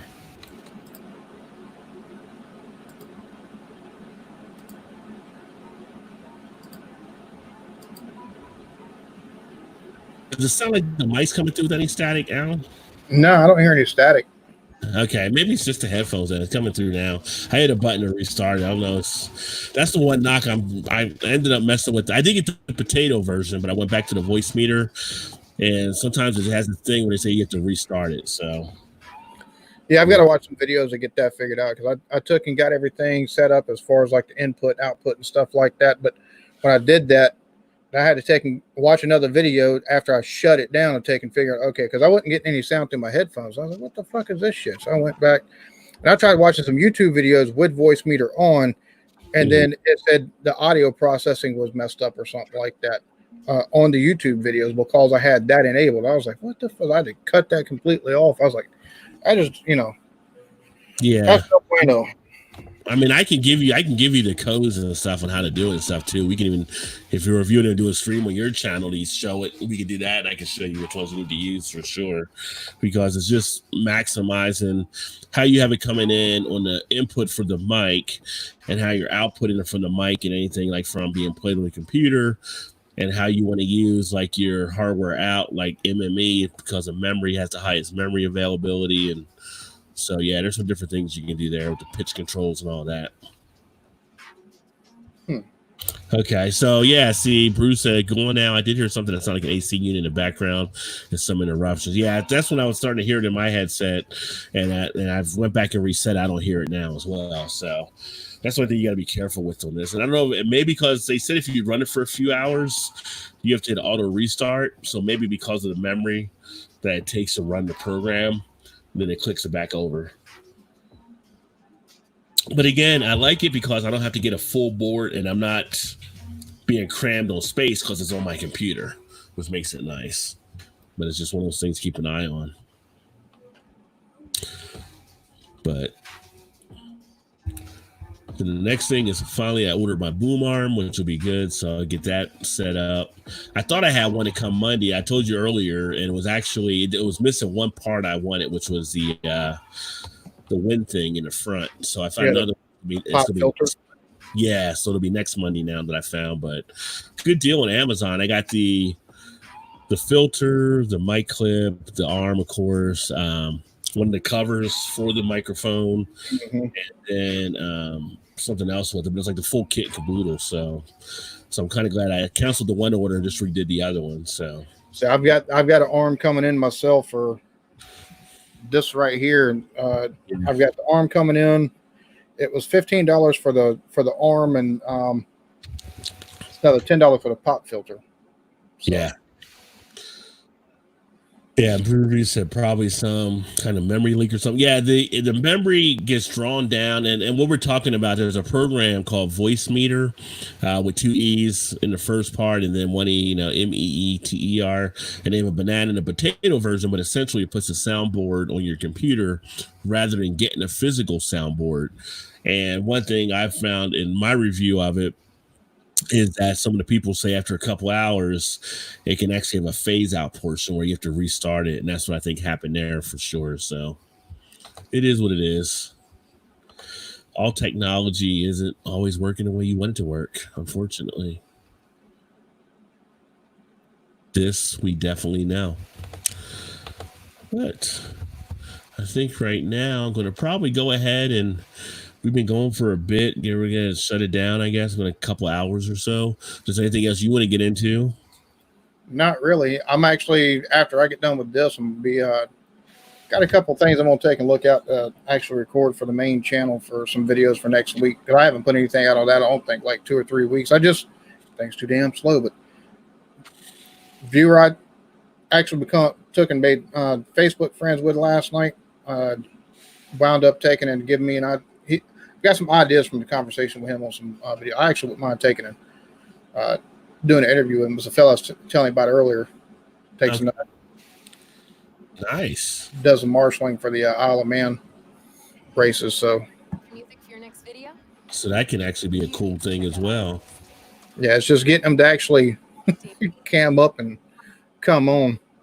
Last time he said his dad and his dad, his brother and him and his granddad, and he said they've all took and enjoyed that kind of stuff and everything like that. He said he's been doing it volunteering for over a decade, and I was like, dude, I'm gonna have to have you on the channel, that way you can kind of tell folks about what some of the marshalling duties are, some of the stuff you've seen, these bikes, how fast, the exhilaration from being in the crowd, or because the crowd, they're like 2-3 foot away a lot of times from the riders as they're going past, and I'm sure you could probably feel the wind off of them as they're going past, going, you know, like 140, 150 round curves and stuff like that. It's just crazy. There's some of the gnarly crashes that happen on that crap too. A lot. I think there's 1 or 2 people that die on that thing every year. Oh wow. Yeah. So, but yeah, I'm gonna try to get them on one day so we can have a chit chat. Well, that'd be definitely a cool one to do then, for sure. Yeah, I got something working on with Brad possibly to do some stuff too. When we come on his show as well, so that'd be cool. We were talking about some stuff last night for some ideas and some things. So, and hopefully share him. And that's Bottom Dollar Outdoors. So make sure you guys check out Bottom Dollar Outdoors as well. BDO, he's doing some pretty good outside stuff. I actually threw some ideas his way that might be some interesting thing for him to actually play around with too on his channel and the podcast that he has. Yeah. Todd said, "What's up, homies? What's going on, Todd?" But about to shut it down. So thanks for everybody that tuned in. And make sure, again, you guys check out the Eclectic Beard and his channels. Anything you want to talk about upcoming on your channel? Anything you got dropping tomorrow or anything? No, not really. This weekend, tonight, I'll just be taking and doing like the stuff for the main channel. Tomorrow, I'll probably take and do a batch of reaction videos that I'll take and record and get edited out and everything like that. And this coming week on the Eclectic Beard channel, I'll take and have some Isle of Man compilation videos where I take and just kind of give my thoughts and opinions. And I'm actually thinking about taking and doing a video on maybe the history of it or something like that. That and taking a look at some of the electric bikes that people take and race out there too. So nice. That'll be cool there. And Todd had actually said playing some COD if you want to join, which I probably will jump on it for a bit. I got a nice smell flow now. So he's going to work with some other stuff. But if you change your mind, I might take and do that for a little bit before that. You know. Yeah, you can join us over there on COD and we'll have some fun. Terry said, hello, Todd, and then catch you guys later as well. Yeah, make sure you guys check out Terry's Quick Beer Reviews. Like I said, Terry always does a great job. He's very succinct in the review. He hits on all the key points, and he's in it and he's out. But it's a great thing that he does when he breaks down the beer. So one of the first people I started following when I started watching over in the UK as well. But thanks to everybody that tuned in. Look forward to catching up with you soon. If you are around tomorrow, we'll have the Slow It Down Sunday at 1:30 stream. That'll be the end of the weekend streams as we go through, and then feel free to swing by. That's just kind of where we just kick it for a little bit. We'll see who's on tomorrow as we have some fun. Thanks for everybody tuning in, and I look forward to catching you guys next time. Keep drinking those good craft beers. Remember, there's always time. Get your beer on. Cheers, everybody.